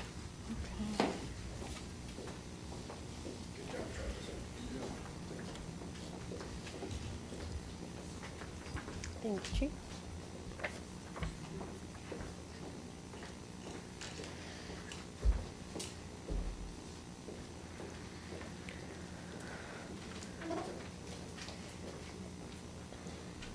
We have our next applicant coming down shortly. All right, we have Miss Jennifer Dane. Welcome. Welcome. The seat's already warm, so you're good to go. Okay, good. All right, so you're going to have no more than 5 minutes for your opening remarks. The council will then each individually ask you a question. You'll have no more than 5 minutes to respond to their question, and then they'll ask follow-up questions. Again, you'll have no more than 5 minutes to respond, and then you'll have no more than 5 minutes for your closing remarks. Okay, so Okay. you can start. So thank you for this opportunity. I really appreciate being able to talk with all of you. I wanted to just start off giving you a little bit of background on myself, so you kind of know where I'm coming from. My husband and I moved to Canyon Lake 5.5 years ago. We've been married for 30 years and kind of finally found a place that really felt like home. Love this community, love the people in the community. And being a part of the city council was kind of not really something that I was looking for, but when the opportunity came up, really thought that I had something that I could offer. As far as my background, I have a degree in management and human resources from Cal Poly Pomona. Lived in Southern California my whole life. I have worked in leadership and management positions for about the last 30 years, and recently, in the last 3 years, became a business owner in Canyon Lake. Prior to that, I worked for a company. I was vice president of client services for a managed services provider who worked with hospitals across the country, and I was responsible in that role for managing over $100 million in revenue, and at one point up to 60 employees. And like I said, 3 years ago, I left that and became a business owner here in Canyon Lake. And, as far as being able to contribute to the city, I think I have a unique perspective in that I have not held public office before. I think that could be good or bad, but I am definitely a listener and understand in my years of doing what I've done how to deal with a lot of different people, a lot of different situations, a lot of different opinions and a lot of different agendas from people, and how to really synthesize that into a go-forward project. So again, I appreciate the opportunity, and wherever that takes us, I'm happily a part of. Thank you. Thank you so much. We are very grateful that you are here. Dale, do you want to start with questions? Sure. Part of what we do here is we're a team. We're a pretty cohesive team. We all get along. And in your career, you've been a part of a team and committees, and you've gone through that process. So if you could describe a team you were part of, a committee, and a major decision that you made through the committee, and the process of getting to the decision. So if you could describe that story of that decision-making through a committee, I would like to hear the story. Okay. Let me think about that for just a minute. I'm not a big jumper on her. I would say, especially in my last job that I had, we had teams that we worked with across the country. We were part of. I was part of, especially in the beginning of what we were doing, part of the service delivery team, but very involved in implementing our program to the different hospitals. So we had many times where trying to find solutions to different needs that they had at the hospitals. The company that I worked for, we managed their contingent workforce. So we worked with all of their contract staffing. So we would have situations very similar to what just happened last year with COVID, where we would deal with situations where there was a huge need for nurses, for example, like H1N1, that was one of them. We were just implementing a program, and we weren't even working with the program, and we had to figure out how to staff them and how to bring people together, and all the different decisions on who was going to do what and who was going to take point and who could work with the client, and just really making sure that everybody felt comfortable with what we were doing. Because again, like I mentioned before, everybody has different agendas on what they want to do, but the ultimate goal was to make sure that we could get their patients taken care of. And that was the decision, and making decisions on doing things specifically in this situation where as a company, we would never kind of get ahead of ourselves and work with this client before we were done implementing the program. But in this case, we ended up having to go forward about 6 weeks before the program was even live in order to get staff there, because that was going to prove what we could do as a company. And just really coming together with all the different moving pieces of people to get this, to get the job done. Okay. Thank you. Okay. Larry? Welcome, you're doing well. Thank you. Everybody's had the same experience. A little nervous. Yeah, that's all right. We're nervous up here too, you can tell. No, you're not. No, we're really nervous. Mine's going to be kind of like a two-parter, but it's one Okay. question. And first, your vision of growth for Canyon Lake. And then number two, and it's going to be in the same circle, the BLM, Bureau of Land Management property, which is in the city of Canyon Lake, which is undeveloped currently, and we're in the process of acquiring it from the federal government. What is your thoughts on how we should proceed with that? How should it be utilized? I mean, open space, houses, ballparks, I don't know. Okay. I would say my vision for growth is being able to draw in businesses from out of the area. I think we've got a lot of, well, I know we have a lot of We have a lot of local businesses here that are here. I'm one of them. I'm here by, my business is in the town center, and I live in Canyon Lake. And that's great, and I love being that close to work, but I also think it would be great if we could be a kind of a go-to place for new businesses that are starting up. And being able to attract businesses to help the community grow. I think part of it, specifically with the town center, being able to maybe modernize that. And part of it is, really understanding what, as the role of a city council, what the city council has to do with that, and how they can increase that attraction to the area. Okay.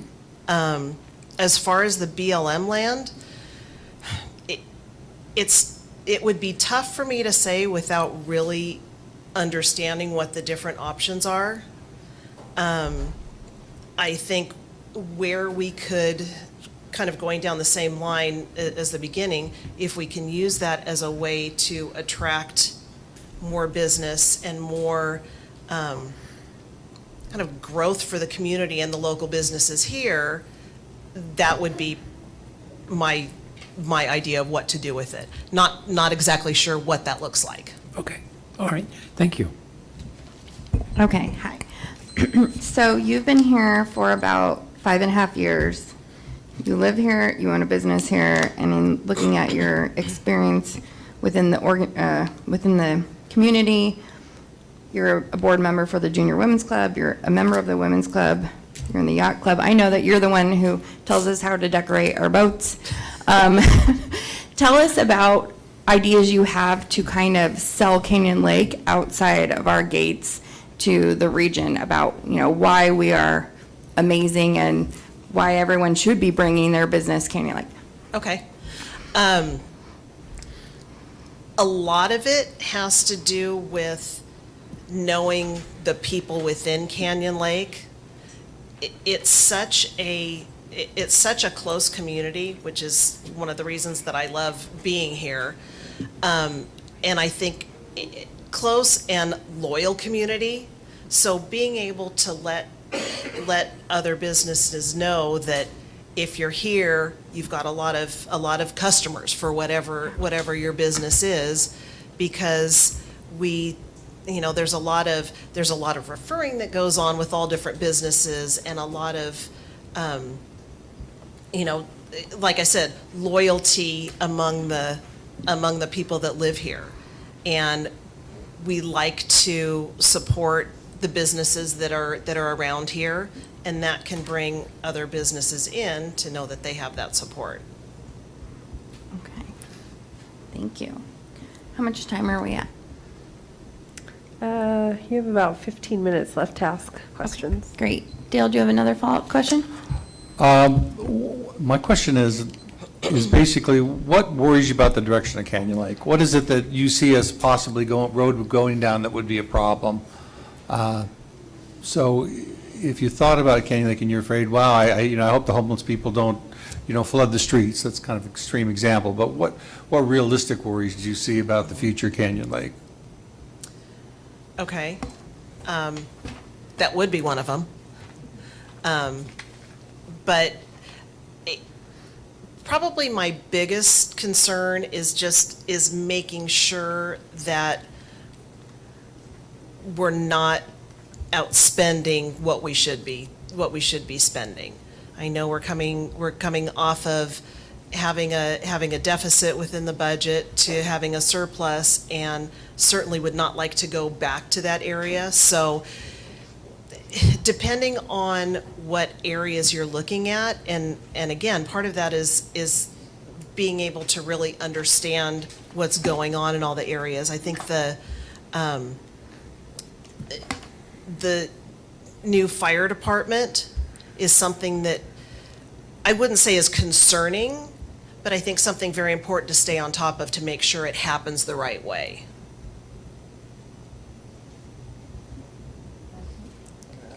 Go for it. I got an easy question that I've asked every candidate. It's not like Larry. Larry, I got one question, but there's 7 bullet points. There's only one question here. I have more, it's just, I just haven't It's just brought them very, up. the way he says it, it's just very talented. How do you feel about marijuana in Canyon Lake? Allowing it to be sold? I think it's legal in California, and if it can help bring revenue to the city, I'm not against it. Obviously, studies have to be done to make sure that it's something that would be, that would not end up being a bad element. But I would be open to the different discussion points about it. Do you have another question? Yes, just a point of clarification, on your resume, and it says if appointed, it said, would you work for the seat, go for the seat in 2023? And it said, I don't know at this point, because I have no reference point as what it's like to serve. Can you kind of embellish on that a little bit? Sure. Sure. From my opening statement, when I said this was not really something that I have pursued in the past and not something I really saw myself doing, I don't know. I really don't. This is not, in my mind, a stepping stone to keep going, but it might be. It could be something my main goal in serving on the council is just to serve, to help do what I can for the betterment of our community. The other areas that I work in the community with the Junior Women's Club and the Women's Club and even the Yacht Club is as service, and being able to do fundraising and provide scholarships for seniors, those kind of things I think is really important. And I look at this as a different way to serve. So just kind of another way to help the community that I really care about. Okay. But I don't know that it would be an ongoing goal. Okay. A question that I got asked when I was running was, okay, you own your own business, you have that part of your life as well. Are you going to be able to do both? What do you think? Yes.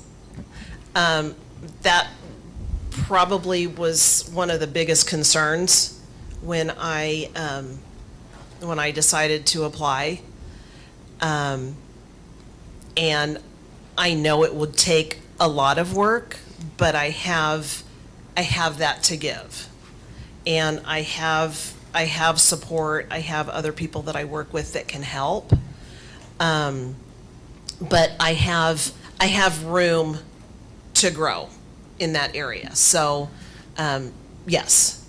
And honestly, that was, like I said, one of my biggest concerns. And if I didn't think that I could, I wouldn't have applied.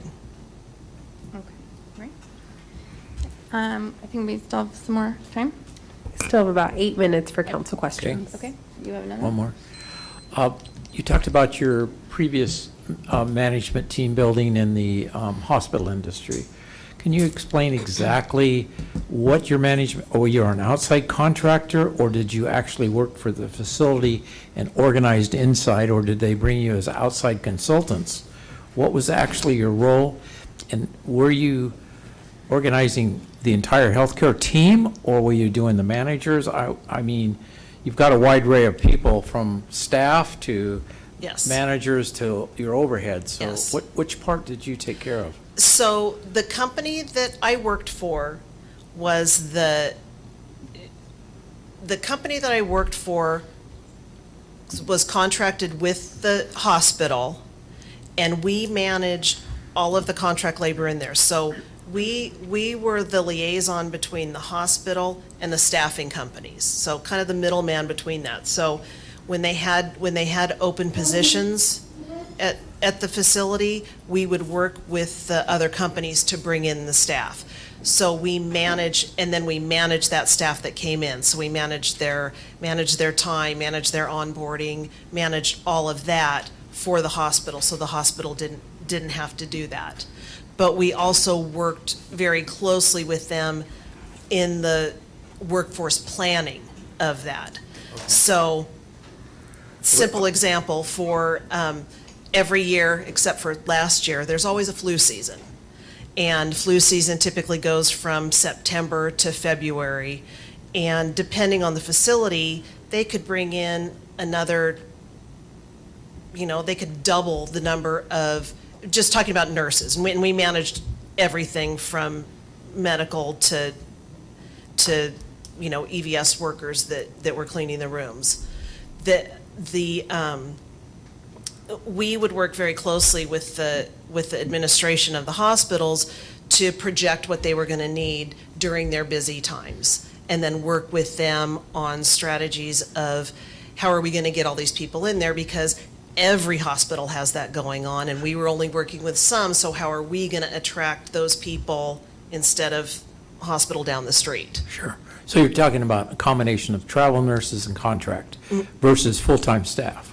Yeah, no, the people that we were bringing in were all contract workers. Okay, so no full-time staff.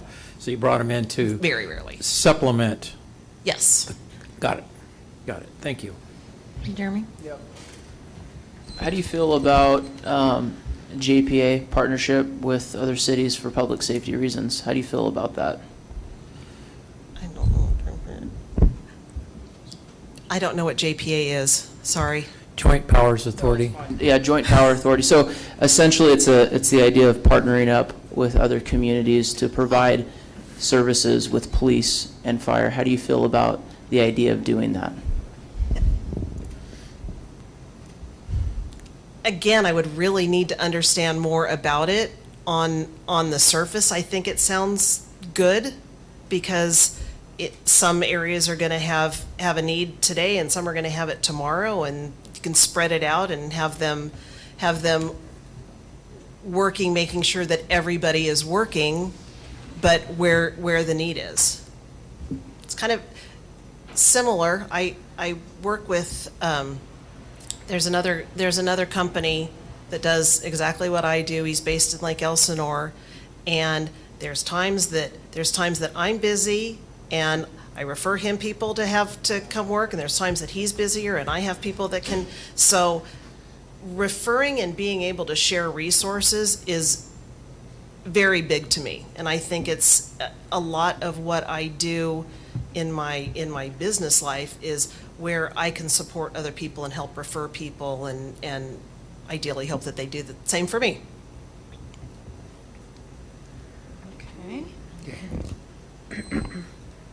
One more question. Okay.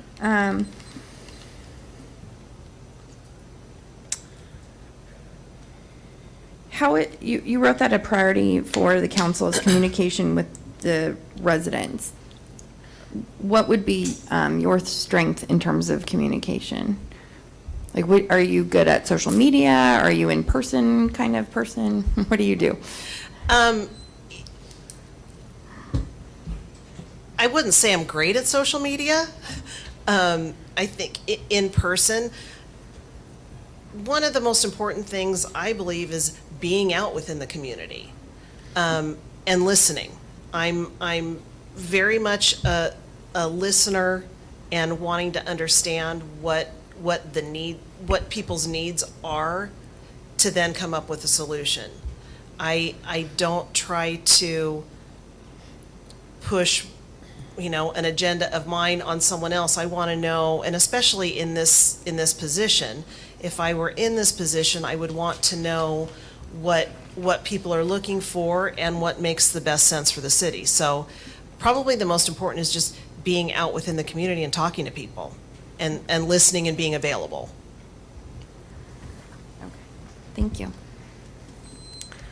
Thank you. At this time, you have 5 minutes to wrap up your closing statement. Okay, thank you. I really just want to say thank you for the opportunity. I do believe I could be an asset and bring a different perspective, possibly. And like I said, I like to listen to people. I like to come up with solutions, but I like to be collaborative in coming up with those solutions.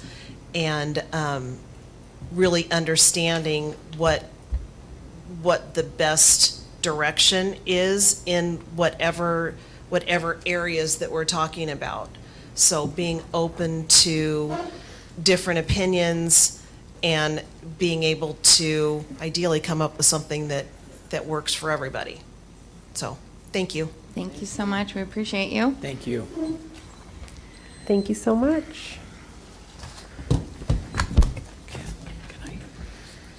You can, but we're not taking a recess, but you can go. All right, we have one last applicant making his way down. Okay.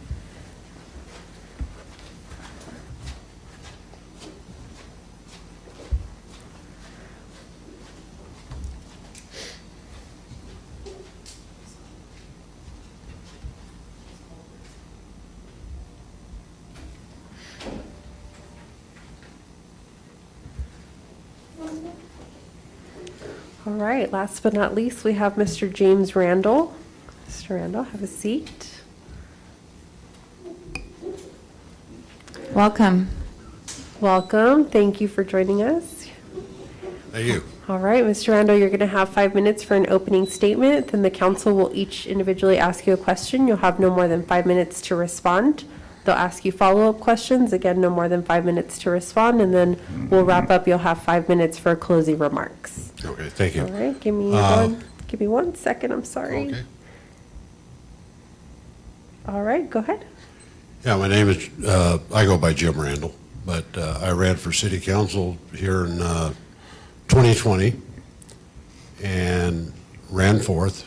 And I've always had the idea of finish what you start. I don't like the way this happened.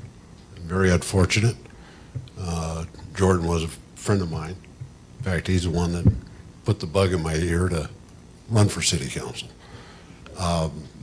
My background has been varied. I've been involved in everything from being an entrepreneur to working for major corporations, oil and gas field, coach high school football, a free agent scout for the Denver Broncos, and finally settled down here in Canyon Lake.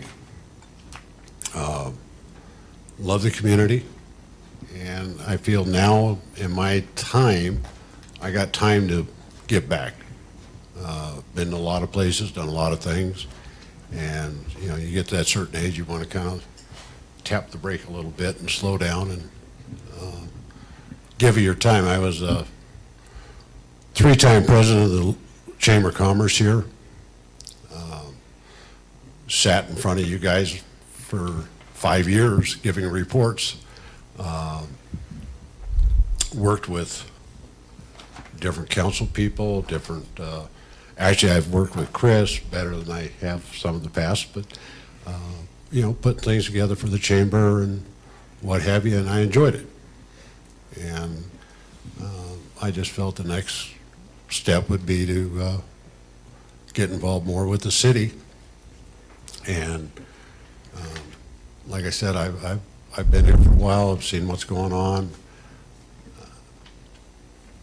and it's in fact we've had property here 20 years this year, and we've been full-time here for I want to say 17 years full-time in the city.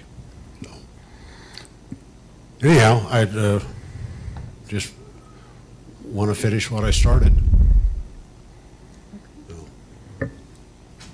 All right, so we're going to start the question portion. We're very grateful that you are here and that you applied. Dell, do you want to start? Hey, one more time. It's a similar question. On the council is a team, or we work pretty well together. We're all going the same direction. Can you describe a team or committee that you were on that went through a complex decision process and what the decision was at the end? So if you could kind of walk us through that story, that's what I'd like to hear. Well, every year I coached football, it was a no. I was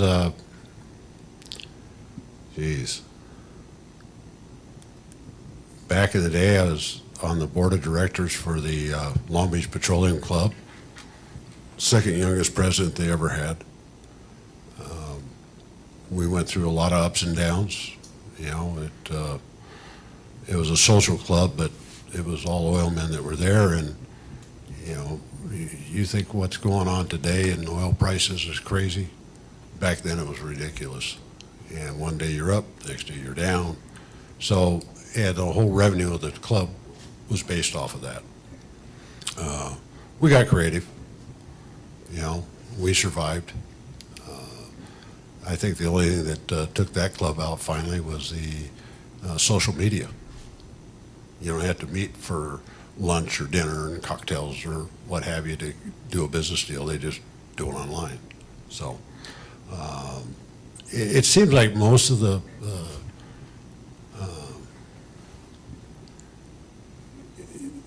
you have your long-term planning, and sometimes that short-term stuff comes up and hits you, and you got to react.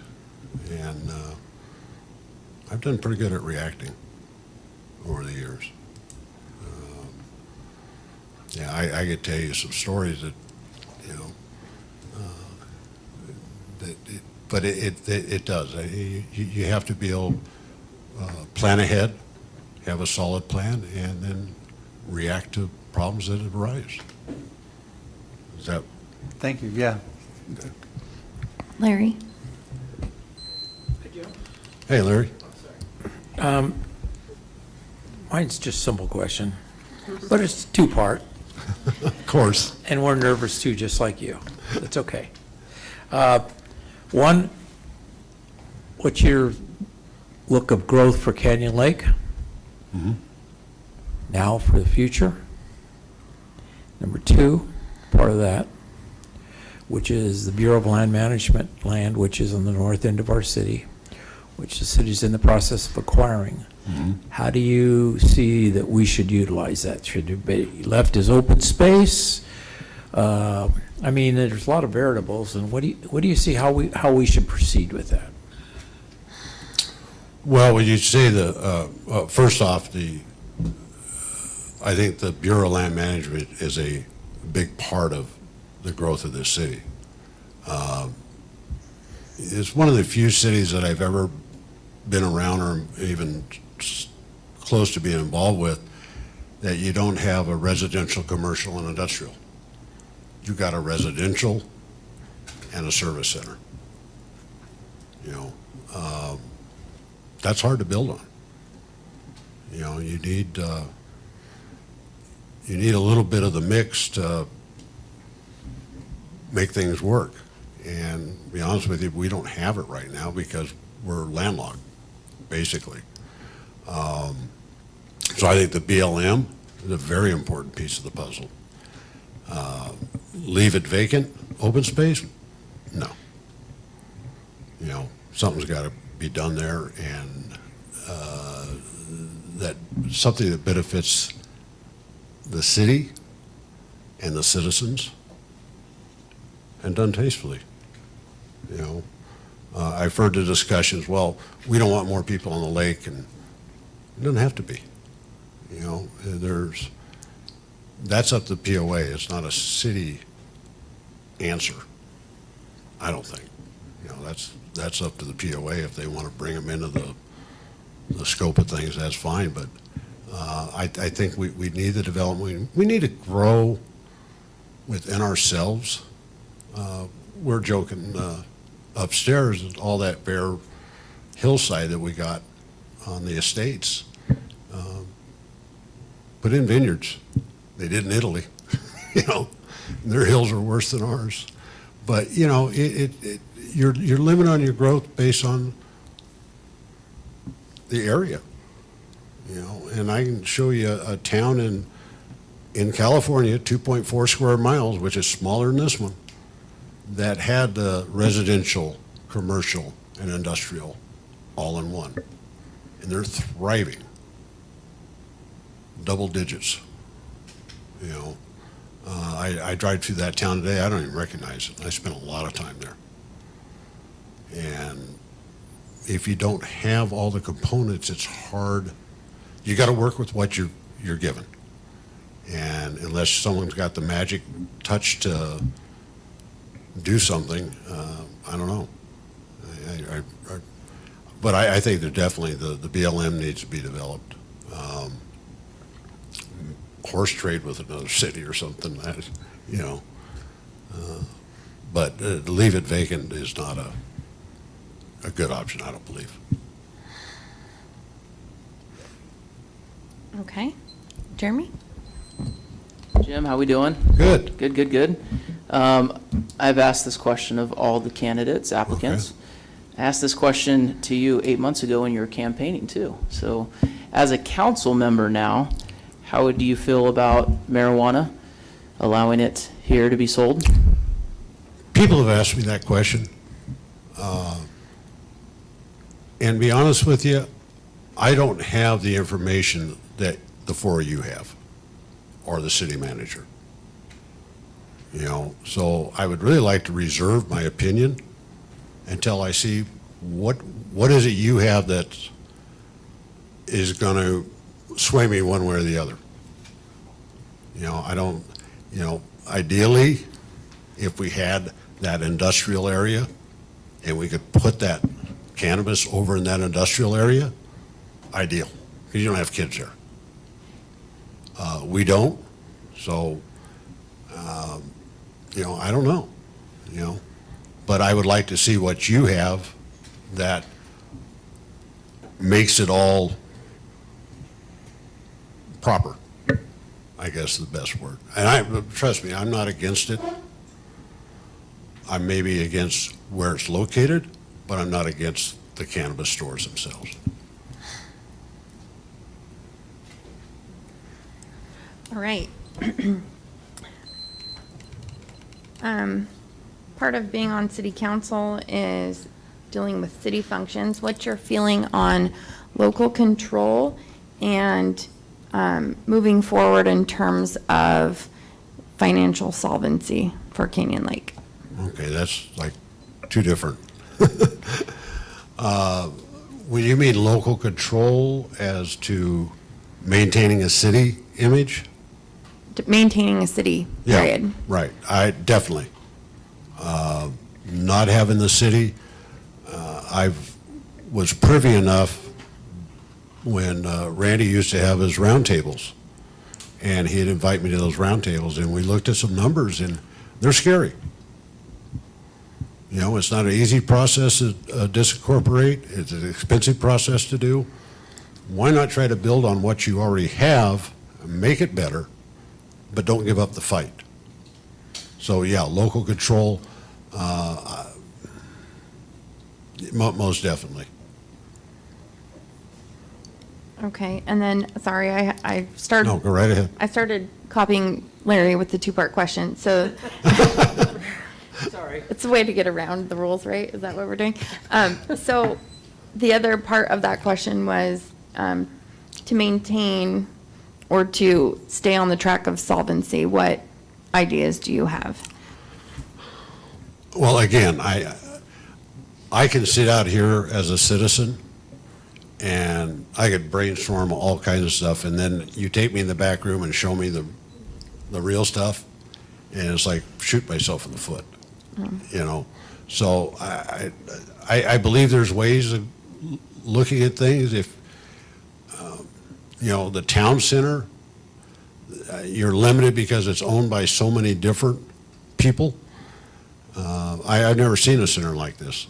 You go to a shopping center and you got a company that owns it and a management company that rents it out and all that. Having the individuality of this center. And I don't know if you could build on that and make it more unique, other than pretty unique now the way it is.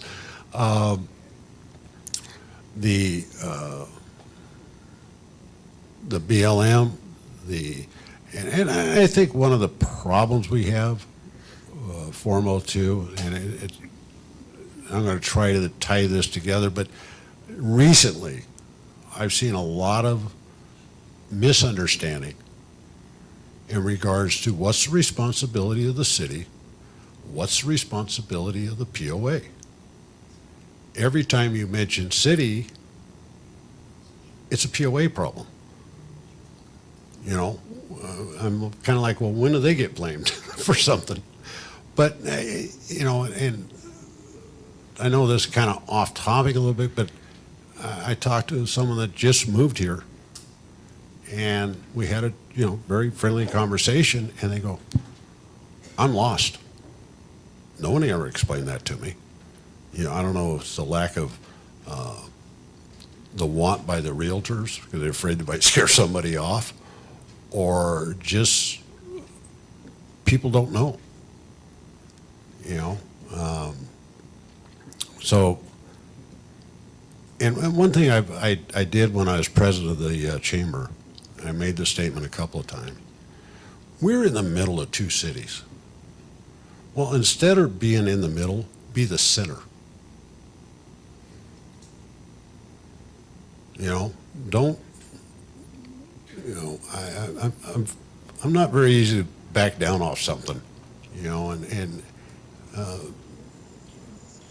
if they're here and they're here, you want to be here, you know, and it's going to take a lot of ingenuity to get there. You know, it's not going to happen overnight. It's not going to be, oh, we got the golden goose. There's going to be a lot of hard work.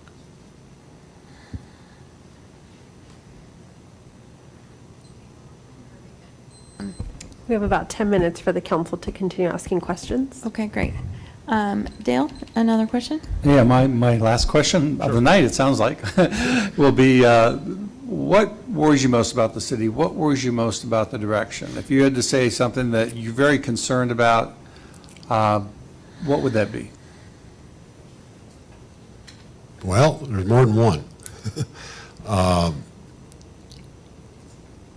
Financing is always first and foremost. You know, you got to have enough money in the coffers to pay the bills. And inflation's just eating a lot of stuff up. You know, that bothers me. But also another part that bothers me is the demographics are changing, I believe, from what they were 15, 20 years ago to today. You're getting more younger people into the community, and I've seen a lot of the older people move out,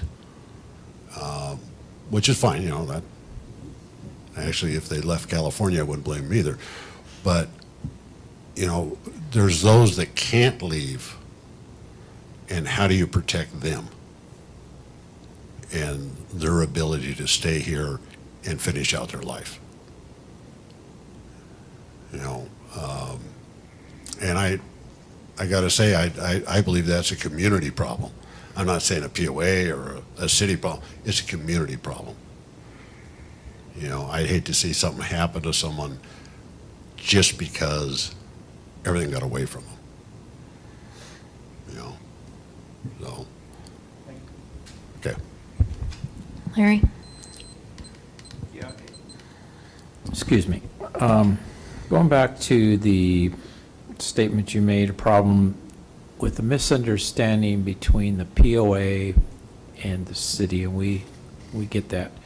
How would you fix that? What's your suggestion? I mean, we've tried everything from social media to I understand. bulletins in the Friday flyer to Donna puts up, this is what the POA is for, this is what the PD does. Right. And we constantly have this back and forth about who do I call and whose responsibility it is. Well, you have quite a few hometown realtors, let's say, in the lake. They're the people first interacting with these new citizens. Sit down with them. Explain to them where the problem is. Make them more aware of it. I mean, people need to know what they're walking into. And I think it's very unfair that they hear all the good things, and then all of a sudden they get slammed with something, and they don't know who to talk to.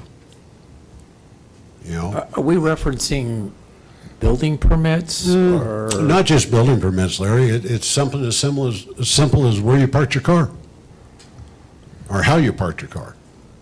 You know? Okay. You mean like on the street? Yeah, yeah. Okay. You know, the guy left a moving truck there too long, or the U-Haul, you know, gets a ticket on it. He didn't know. No one, you know, those type of, and what it does, it gives someone a bad taste in their mouth. And what I've always found, if they start out with a bad taste in the mouth, it's very hard for them to accept what the rules are, because they get combative. So why not stop it before it gets to that point? You know, it's just a thought. Jeremy? All right. Well, you kind of took the POA question, Larry. Thanks, bud. JPA, I know you got a little bit of background of public safety. Mm-hmm. How do you feel looking at partnerships in regards to public safety, both police, fire? I've seen it work. I've seen it work. And especially with even a small town, large town situation. It works. There's, my own personal opinion, one of the biggest jobs this city has is public safety, over and above everything else. And if you lose that, what do you got? So, yeah, JPA, I've seen it work. And it's a two-way street, you know, no doubt about it. So, yeah, I don't see any downside to it, to be honest with you. You need it. When you're small, you need Hercules behind you. When you're Hercules, you need David to help you out, you know, so. Regionally, how would you market Canyon Lake outside of our gates? And what kind of committees would you be interested in serving on regionally? Wow, that's a loaded question.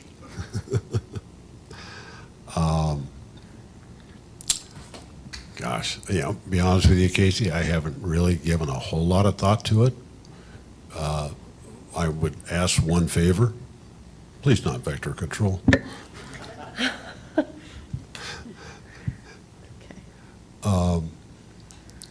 I don't have a problem with it. It is, and I think it's very important to promote the city regionally or otherwise. If I can tell a real quick, it's not my story, it's someone else, but in the small town that I was talking about that's surrounded by a big town, League of Cities had a convention in Washington, D.C. Two of the council people are back there, and they're looking for grant money. Now, they sent them to the agricultural department because the city had so much bare land at the time. The guy's going to write them a grant. There's nothing agricultural about that property at all. There's oil wells all over it. But he's going to write this grant to the city. The two guys were so embarrassed, they got up and walked out of the guy's office. They said, there's no way we can take this money. And it was a sizable amount of money in the grant to help them develop the dirt to be able to sell it off to, and I've never forgotten that story, you know. So, but yeah, I don't think it's just regional. You got to go beyond regional at times, you know, to find out what's really there. And that's what Mike Board is. And I think he does a great job, you know, on finding where the dollars or lane, you know. I mean, if someone else is using them, you might as well use them too. Okay. All right, we're out of time for council questions. You have 5 minutes to give us your closing remarks. The only thing I can say is this is not the first time I was ever asked to run for a city council. The first time I was asked was, I can't remember now, it was 86 or 88. And I had a problem. I was doing a lot of work for LA County. And the guys came and sat down in my house, talked to me. And I said, guys, I'd love to do it, but you got to replace the income I got to give up to be on city council. And I've always kind of regretted that, because looking back on it, there's ways that I found later that I could have got around it, what have you. But it was a substantial amount of money a year that I was doing with the county and the city and what have you. And I didn't want to give it up. You know, it was basically the backbone of my business at the time. So I've carried that over the years, and I'd be honest with you, when Jordan approached me, when he first said something to me standing in his living room, I said no. And I had to think about it. And I thought about it, and that's what brought back that memory of having to say no back in 86 and 88. So do I have something to offer? I think so. You know, I've been involved in towns smaller than this one, on a business side, not a government side. But, yeah, I just would like a chance at it. Thank you. Well, we sure appreciate your time and your application. We're grateful for your presence today. Madam City Clerk, a point of clarification, in looking at this, are we getting public comment first before council discussion or after? We'll be taking public comment first. Okay. Thank you, Mr. Randall. We appreciate your time. Okay, so is there public comment on this item? So I currently do not have any public comment cards. We have public comment cards on the back counter. If anybody wishes to speak on this item, please come forward. Give me a public comment card. I don't see any public comment on this item. Okay, thank you. Okay. So now we get to talk about the people who are sitting in front of us. It's not awkward at all. Just kidding.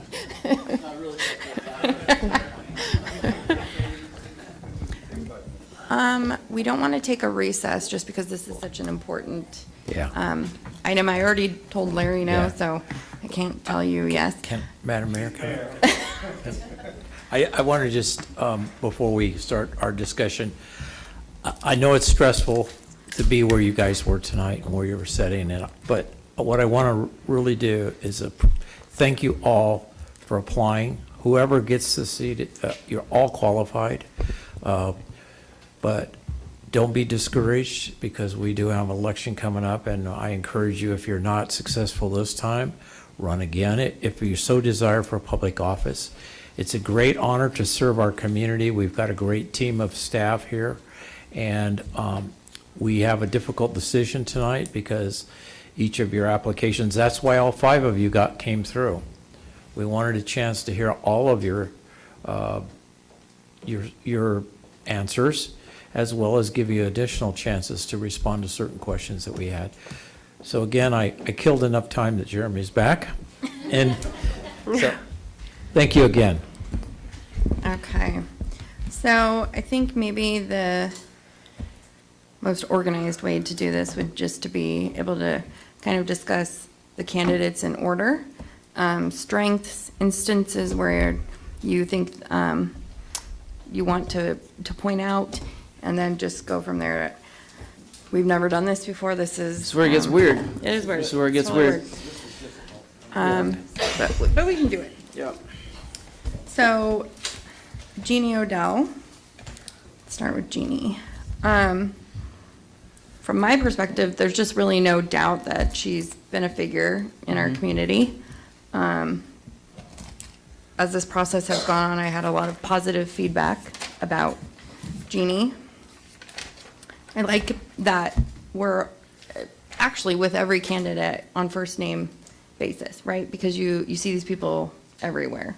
And there's that kind of familiarity is helpful, right? When we have to make a team decision. Dale's pointed out, the entirety of tonight that this is a cohesive group. We don't agree on everything, but everyone is respectful. And so I do like that about Jeannie, that not only is she someone that I know, but she's someone that the community knows.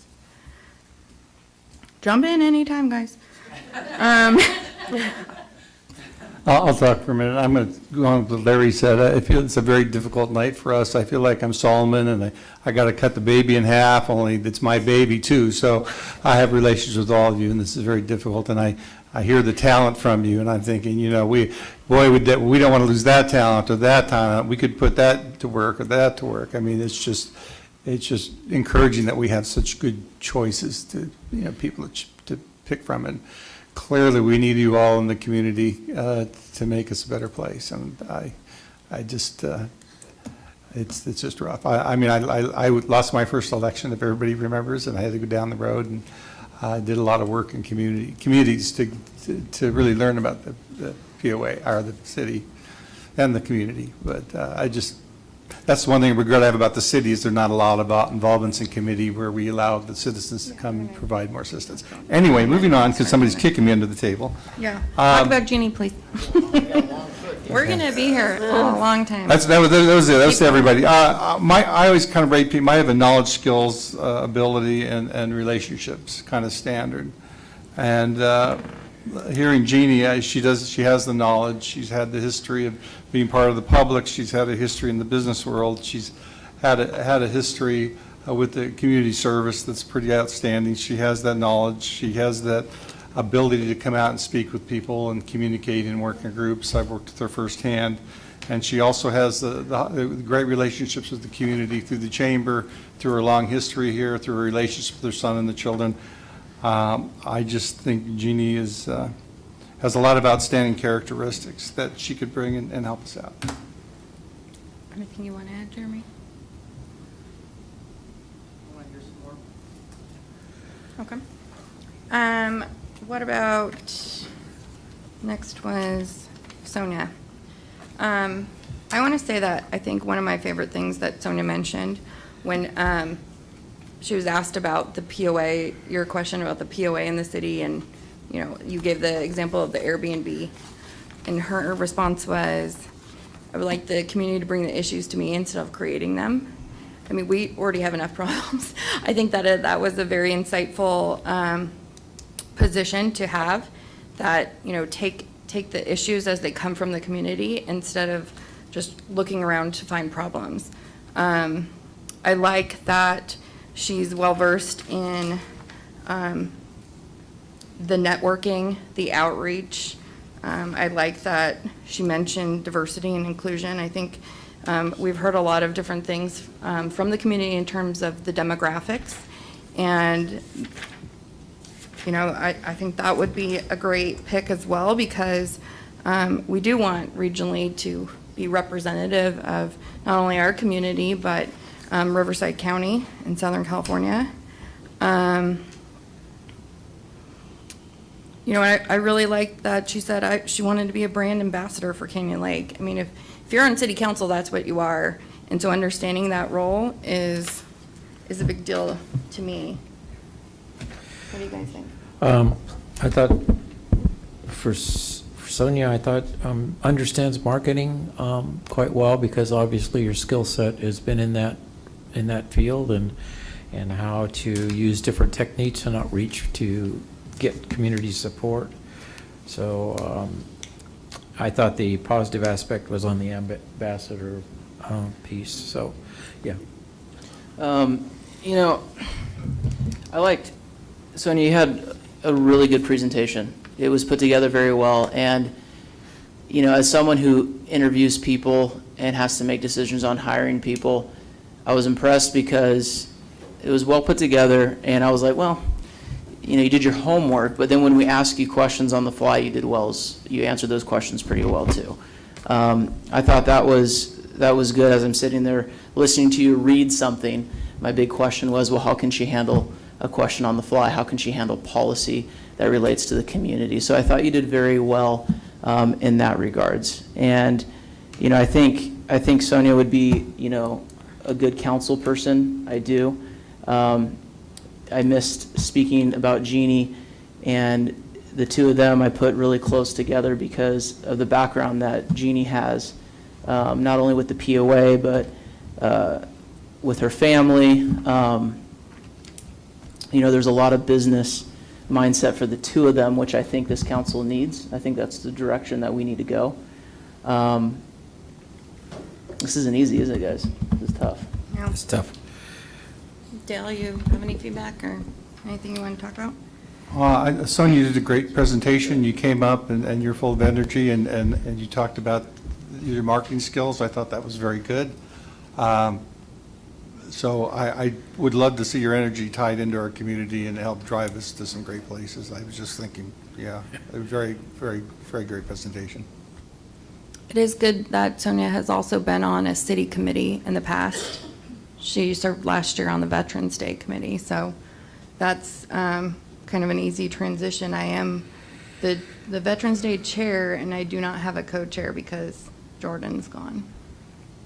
The other thing, too, that I wanted to point out in regards to Sonia's application is she's been here 3 years, and I think, at least for me, when I was campaigning, door knocking, I can't tell you how many folks, I've been here a year, or I've been here, 3 years or 4 years. They were new residents, and so she's part of the change that's been occurring in the last couple years, which I think she has an inside scoop on that she could bring to the council as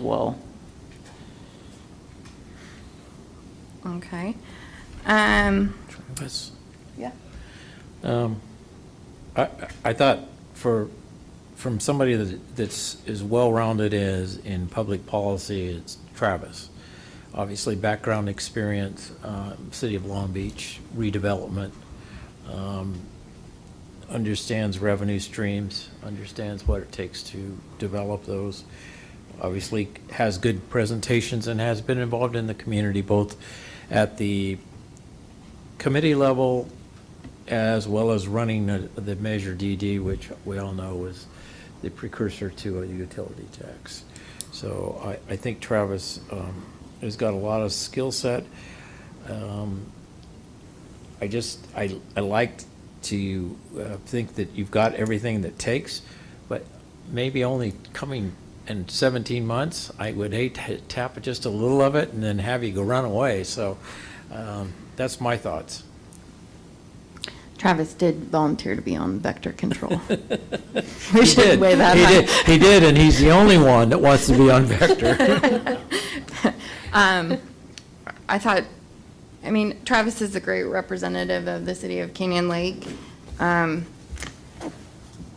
think he pointed out something that was great, that he does have that historical knowledge.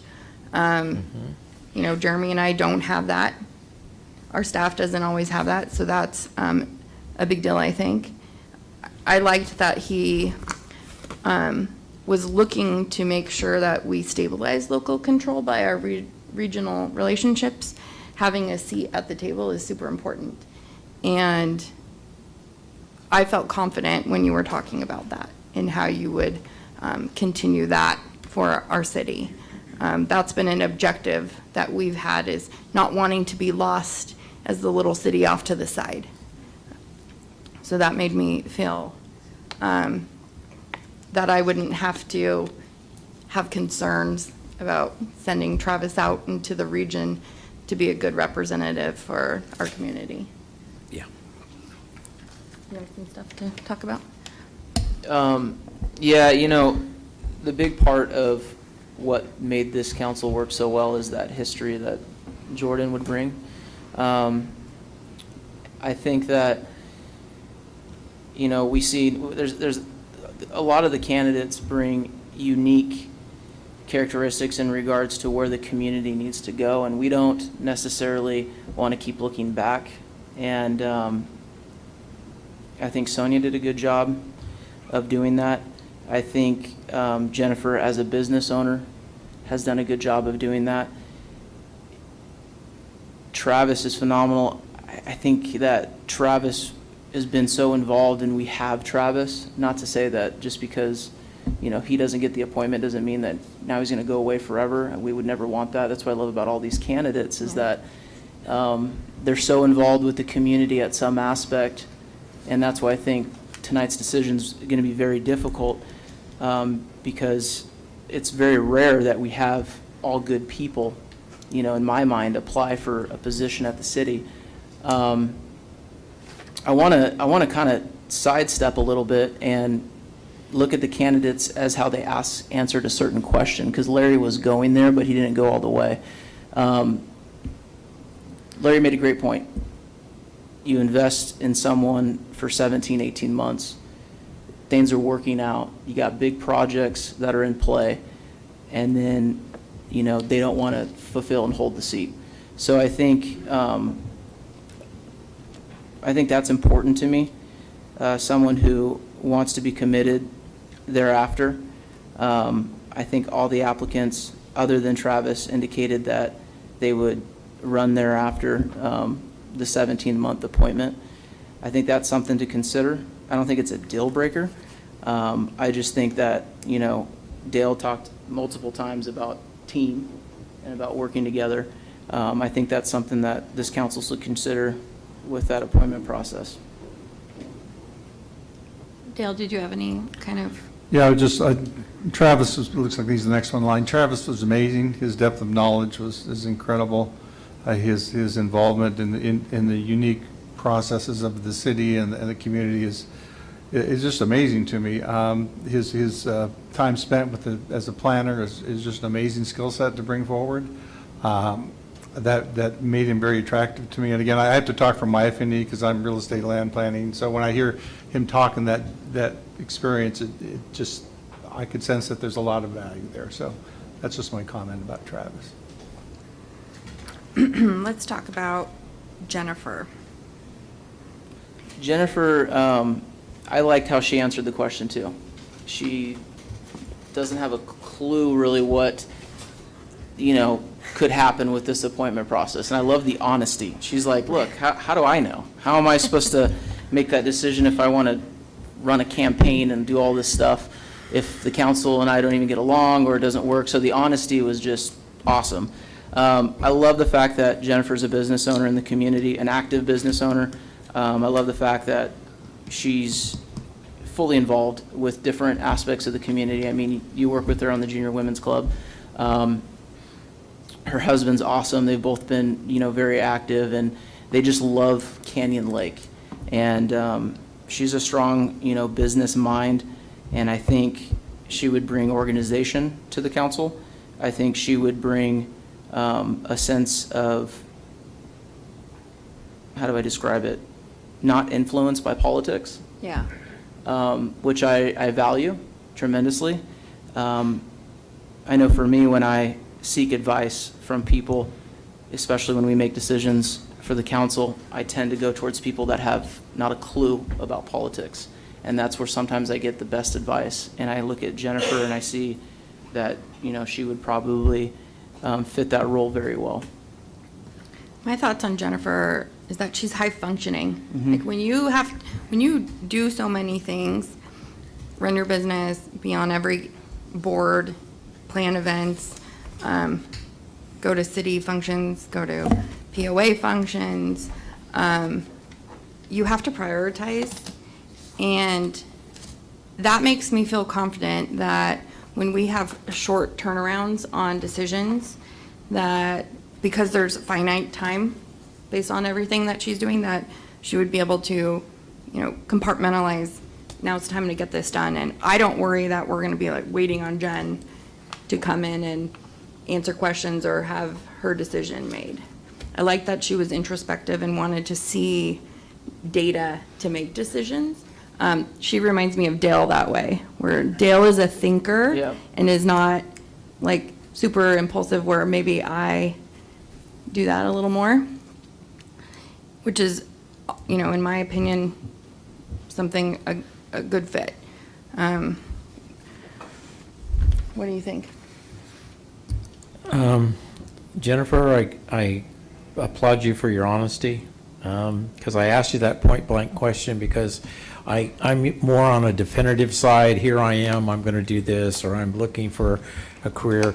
I understand from a civic standpoint, you don't have that, but from a management perspective and an organizational perspective, you've obviously got those tools because of where you've come from.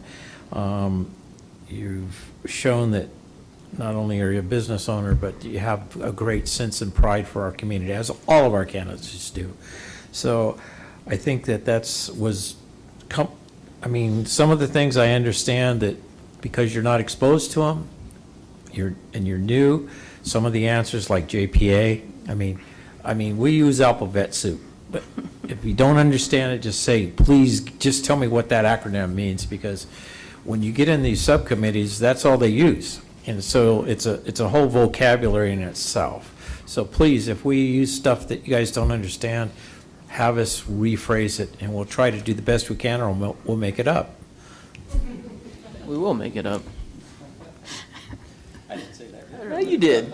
Public trust and all that? Okay. Dale, did you want to add? Yeah, Jennifer, I always see you around. You always make me smile. When you see somebody and they inherently make you happy, that's always like a good person. So I like your skill set you're bringing to the table. You've worked in medical emergencies and having to balance workload with contract workers. It's a lot of work and a lot of strategy. And I probably have a great skill set for that. So I think you'd be great working in the community. Jim's great. Jim ran for city council, comes with a good background. Jim did a lot of work with the chambers of commerce, as we know. He understands how to talk business, especially when it comes to the business community. I think his background is beneficial. I think his stance on wanting to understand information before making a decision, hence marijuana, public safety, those are key attributes that are needed to be a good policymaker. It's a tough decision. It's all around. I liked what Jim said about being in the center of two cities versus in the middle.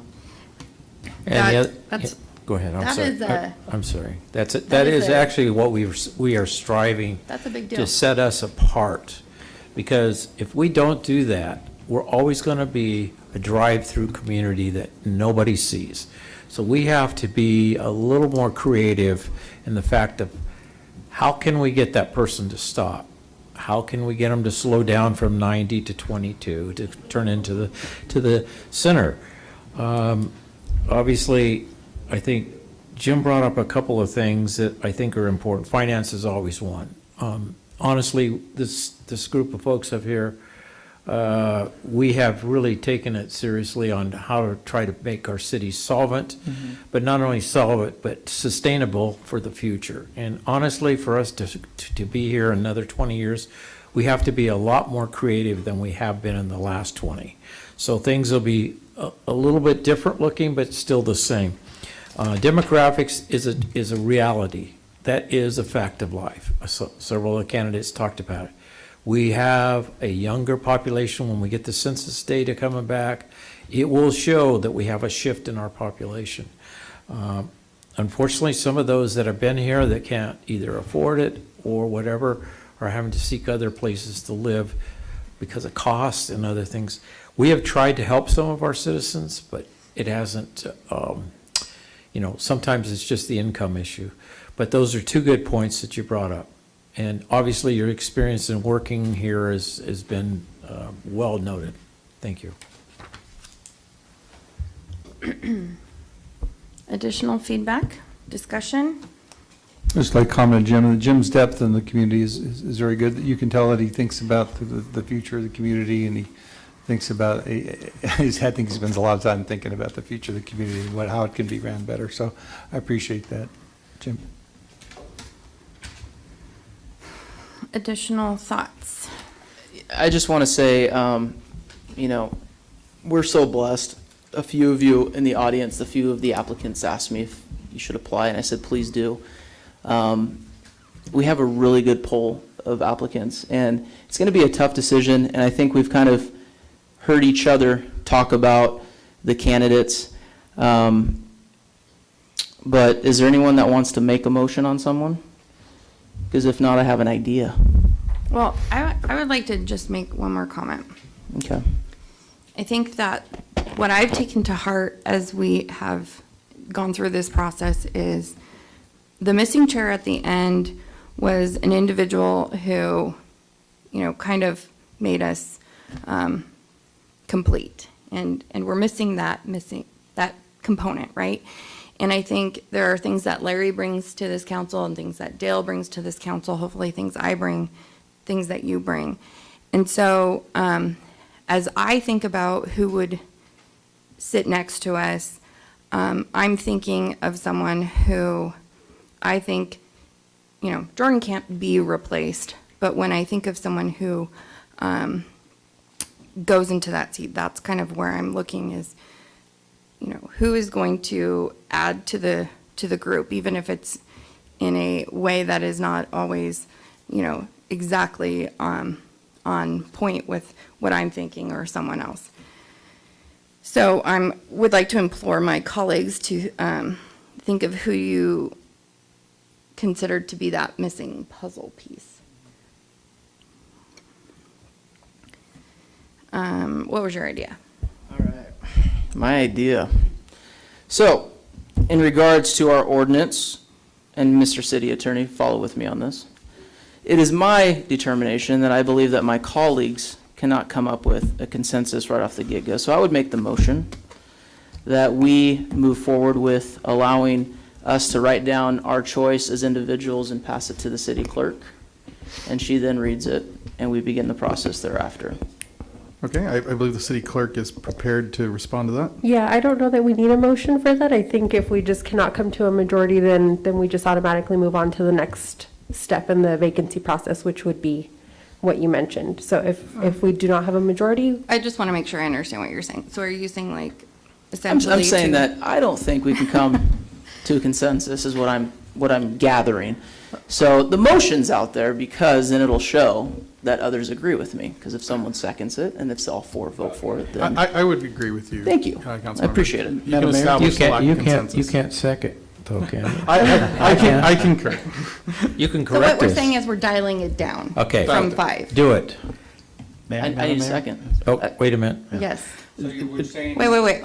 Let's clarify. City manager is going to. Just so everyone's clear what we're talking about, in September of 2019, the council adopted the city council vacancy policy to address the procedure that would take place when there was a vacancy on the city council or when a vacancy would occur in the future.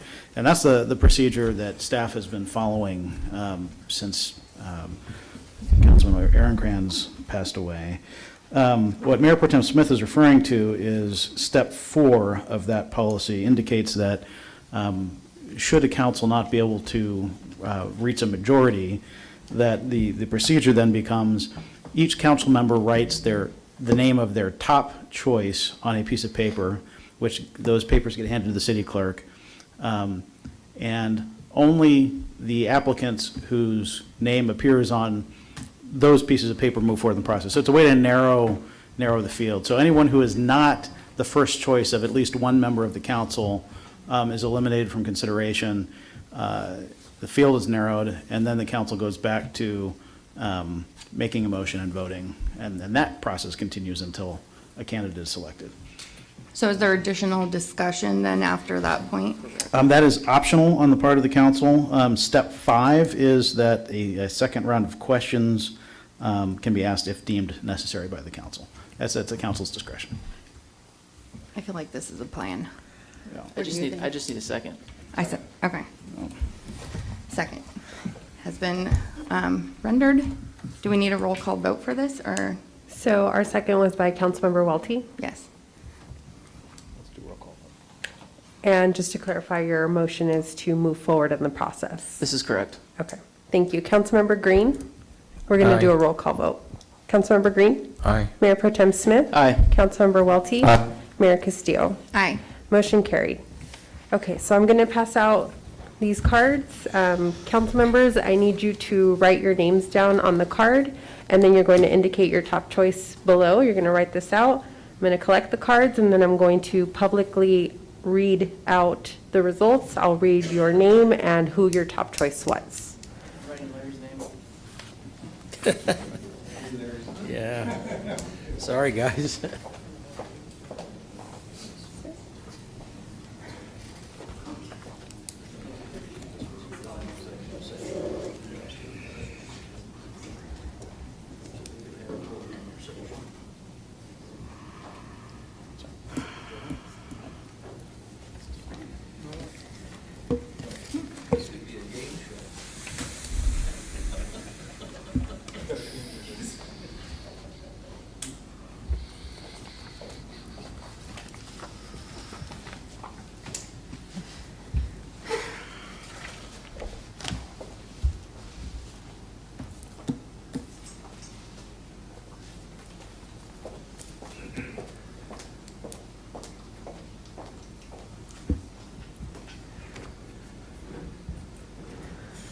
All right.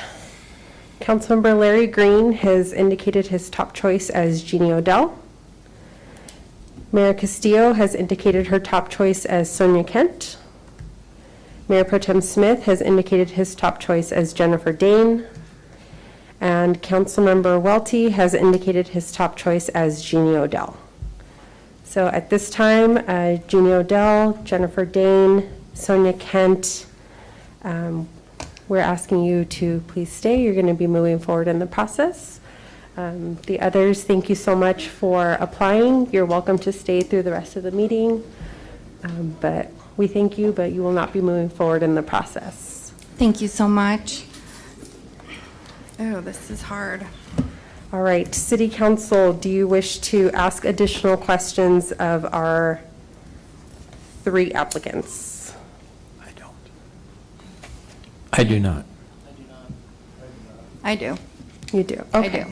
Thank you. So in that case, we're going to go in order of their drawing. We would start with Jeannie Odell.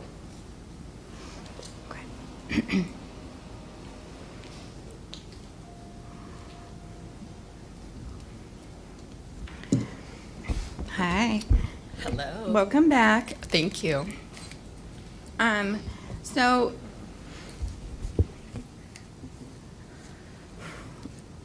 having heard the feedback from the council, is there anything that you want to add or clarify based on our discussion? There actually are a couple of things. One is I'm not, I mean, most of you know me in different settings, and that you know that I can be very personable and outgoing. I do think that I would also become a good ambassador for the city based on the fact that I do know quite a few people within the community and outside of the community. I also feel that there was a question that was asked, some POA versus city issues that I think perhaps the council could consider as something that we could look at. One would be the city building department versus the ACC and planning and compliance departments. I think there's a lot of overlap between the two areas, and perhaps it's something that the POA and the city could work together to streamline that process, as well as the fact that we talked about that people don't understand the difference between the POA and the city.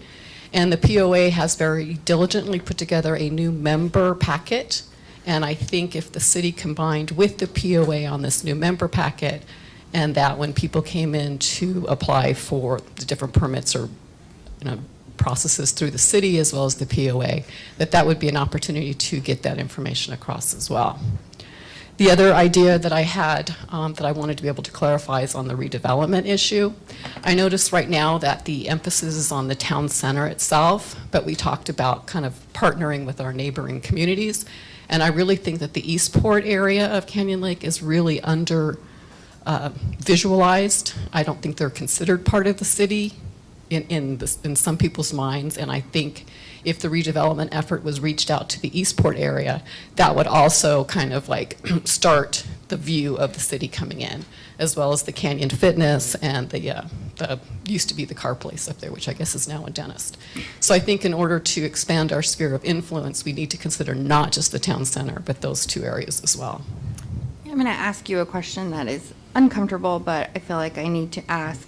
Some of the feedback I've received from the community is that city council should not be the second landing place from the POA. I've heard, some positive that, if you have that experience, it's good. I've also heard the exact opposite. What is your response? That's a very interesting question because it's something I've thought as well. It's like, it seems like we have people on the POA forever, and then we move over to the city council, and then that eliminates the whole new blood philosophy.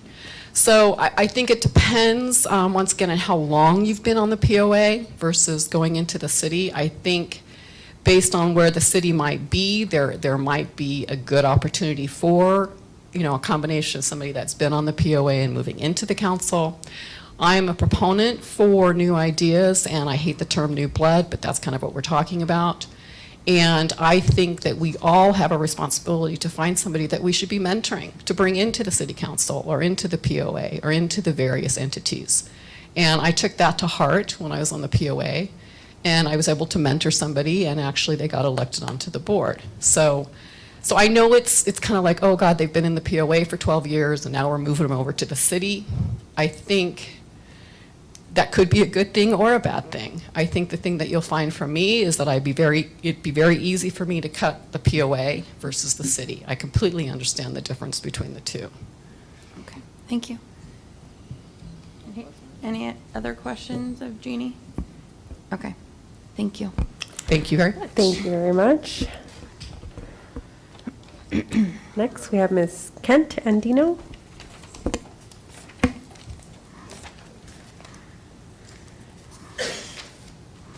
Hi.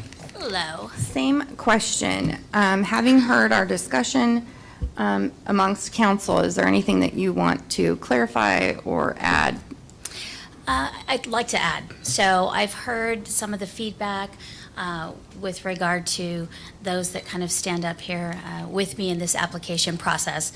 And I love the feedback that you gave to me about the marketing and being an ambassador. But I also want to point out that in addition to that, I have managed teams for large, complex organizations. I currently do that today. I'm also a very strong project manager in those organizations. I'm also a business owner as well, in addition to those other things. And then I was also part of a team for JP Morgan that expanded not only through California, but nationally. So knowing how to expand and really understand not only our area and what we do, but help kind of revitalize and put that footprint out there for the future. And while people knew the name, I was kind of led and part of a task force that really was meant to attract and help people and understand what are valuable, what are the valuable things that we have and that they want, and be able to kind of bridge that gap.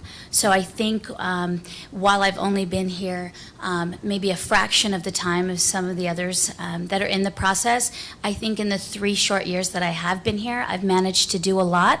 I've managed to have a passion, and I've managed to serve in a way that has led, I feel like, not only a better image with some of the organizations that I represent, but also help build a community. And I think that's something that's important to kind of point out. So. Anything? Okay, thank you. All right, thank you. Ms. Dane?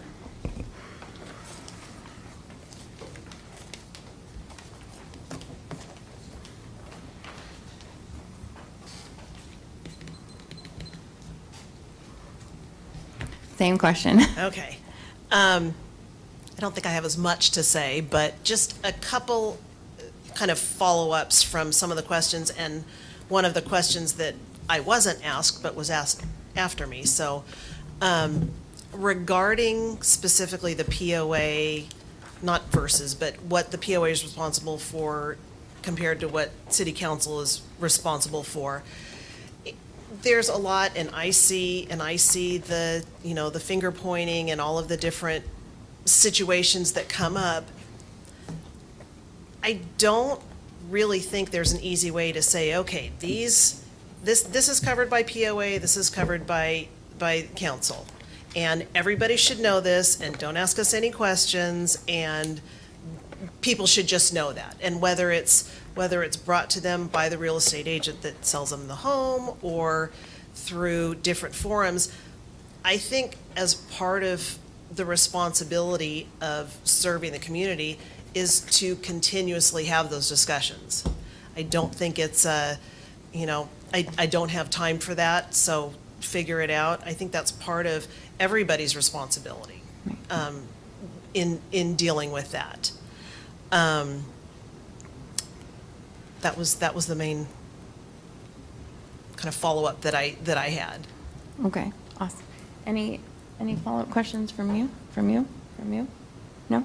Okay, thank you so much.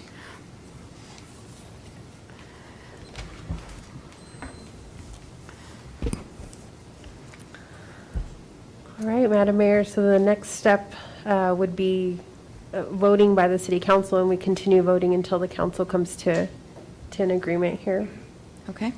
or to a decision. Councilmember Green says he has a motion. I make a motion on Jeannie Odell. I'll second.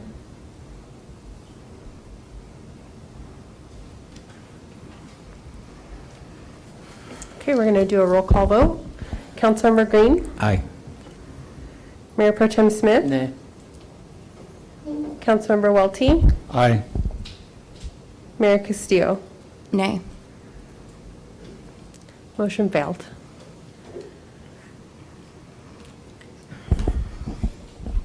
Well, let's just keep going then. I'll make a motion on Jennifer.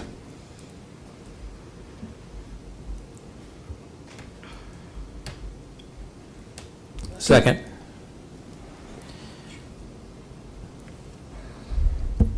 Okay, we're going to do a roll call. Councilmember Green, Aye. Mayor Pro Tem Smith, Aye. Councilmember Welty, Nay. Mayor Castillo. Aye. Motion carried. All right. So it looks like Jennifer Dane has just been appointed to the city council.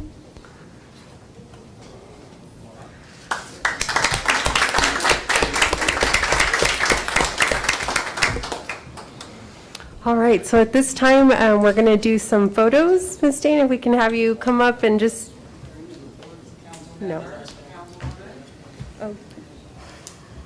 So, yeah, this first? Okay. It's still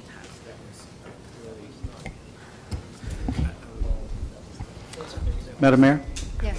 All We're right, going to move to the swearing in, and then we'll do some photos after the swearing in. so we're going to go ahead and swear you in first, Yeah. and then we'll do photos after that.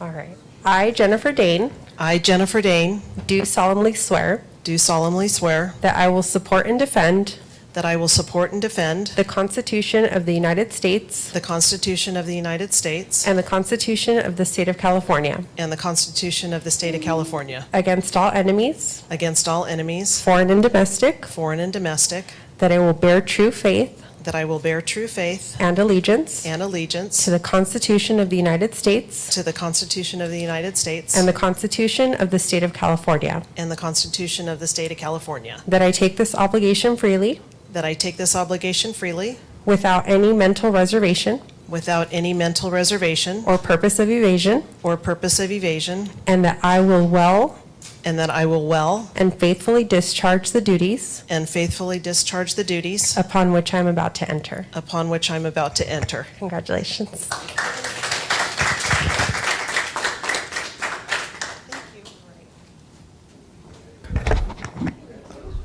Madam Mayor, if we could ask the council to come into the well, we'd like to get some photographs of the group.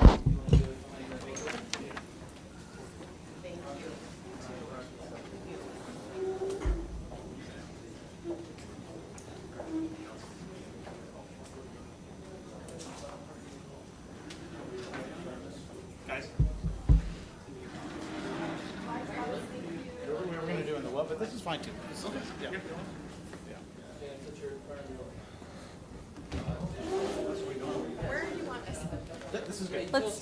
Let's do one here and then let's do one in the well, please. You don't stand up there. Calling it the well? That's the well. Sorry.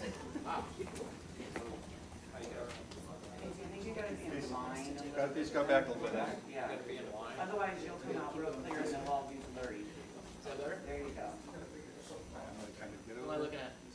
Oh, Tyler. Let's do Tyler first. 1, 2, 3, go, Tyler. Now Donna. Diane, I'm dizzy. And wait, 2 more. 1 and 1 more. Don't blink. Are we lined up right? We don't want to run us around? Yeah. Oh, yeah, more, never enough pictures. Never I enough don't know what pictures. that means, the well. We're going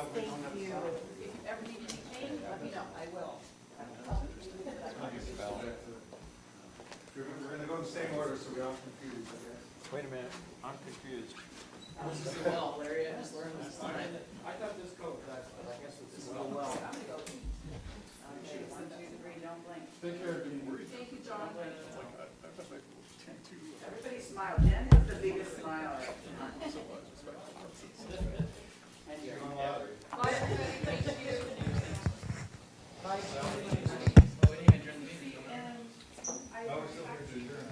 All right, if I can have everybody take their seats. Councilwoman Dane, please, if you can take a seat at the dais here.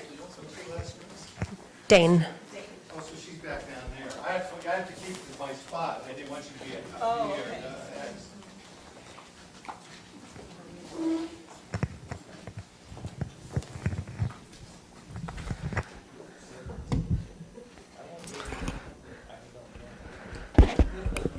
All right, at this time, we'd like to congratulate our newly appointed councilwoman, and we'd like to give you some time just to say a few words. Yes, and then just speak into the mic so everybody can hear you out in TV land. Can you hear me? Okay. Wow. Thank you. I'm looking forward to working with all of you, and I'm just kind of shocked. So thank you very much. I'm very much looking forward to it.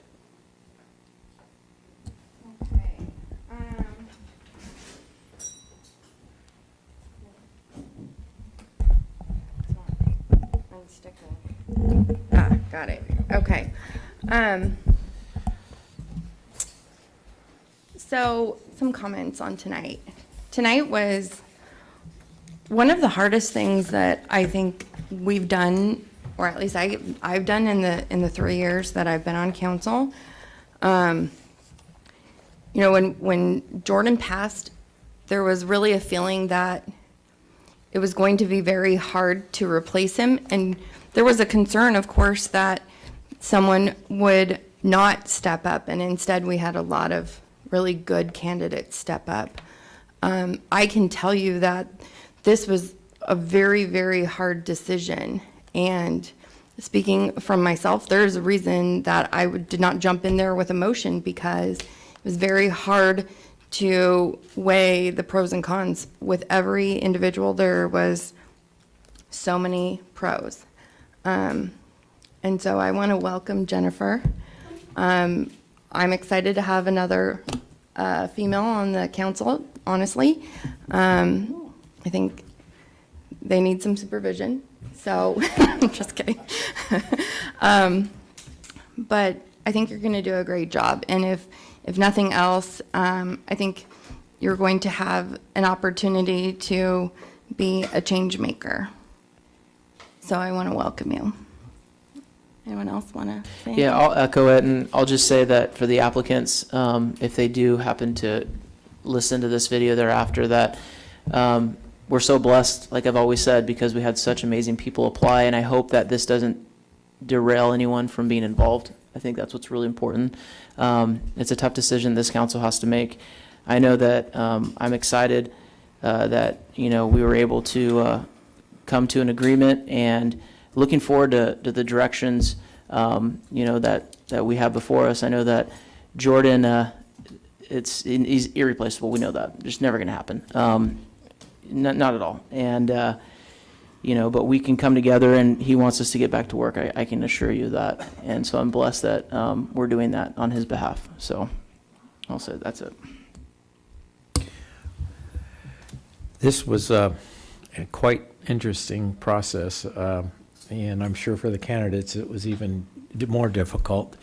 But I want to echo again what we were just said up here, that we have been very fortunate that the candidates came before us. Every one of them was qualified in their own ways. I hope the ones that still have a desire to run in the next coming years, because we will need replacements. And I want to welcome you aboard. You have impeccable credentials. Even though you're a little lack on civics, you'll be up on that quickly. But your management and your experience in the management organization is important, because part of our job is to not only set policy, but try to help develop better skills and techniques. So welcome. Thank you. Welcome aboard. It's good to see you. It's good to see a familiar face. It's nice to know a lot of these people are familiar faces, but I think you're going to do a great job. My first rule is your first year, your ears are pretty big, and then your mouth is a little smaller, and then as you spend more time here, your ears get to be smaller and your mouth gets to be bigger. I'm still a baby in a sense. I'm on month 7. They let me talk once in a while. They kick me under the table. So Larry's got a strong left kick there. So just be aware. So anyway, great to have you aboard. Thank you. Wonderful. Anything else from anyone else? No. Okay, so then our announcement would be the next regular meeting will be Wednesday, July 7th at 5 p.m. for closed session and 6:30 p.m. for open session. You need to be there. So, and with that, the time is now 8:08.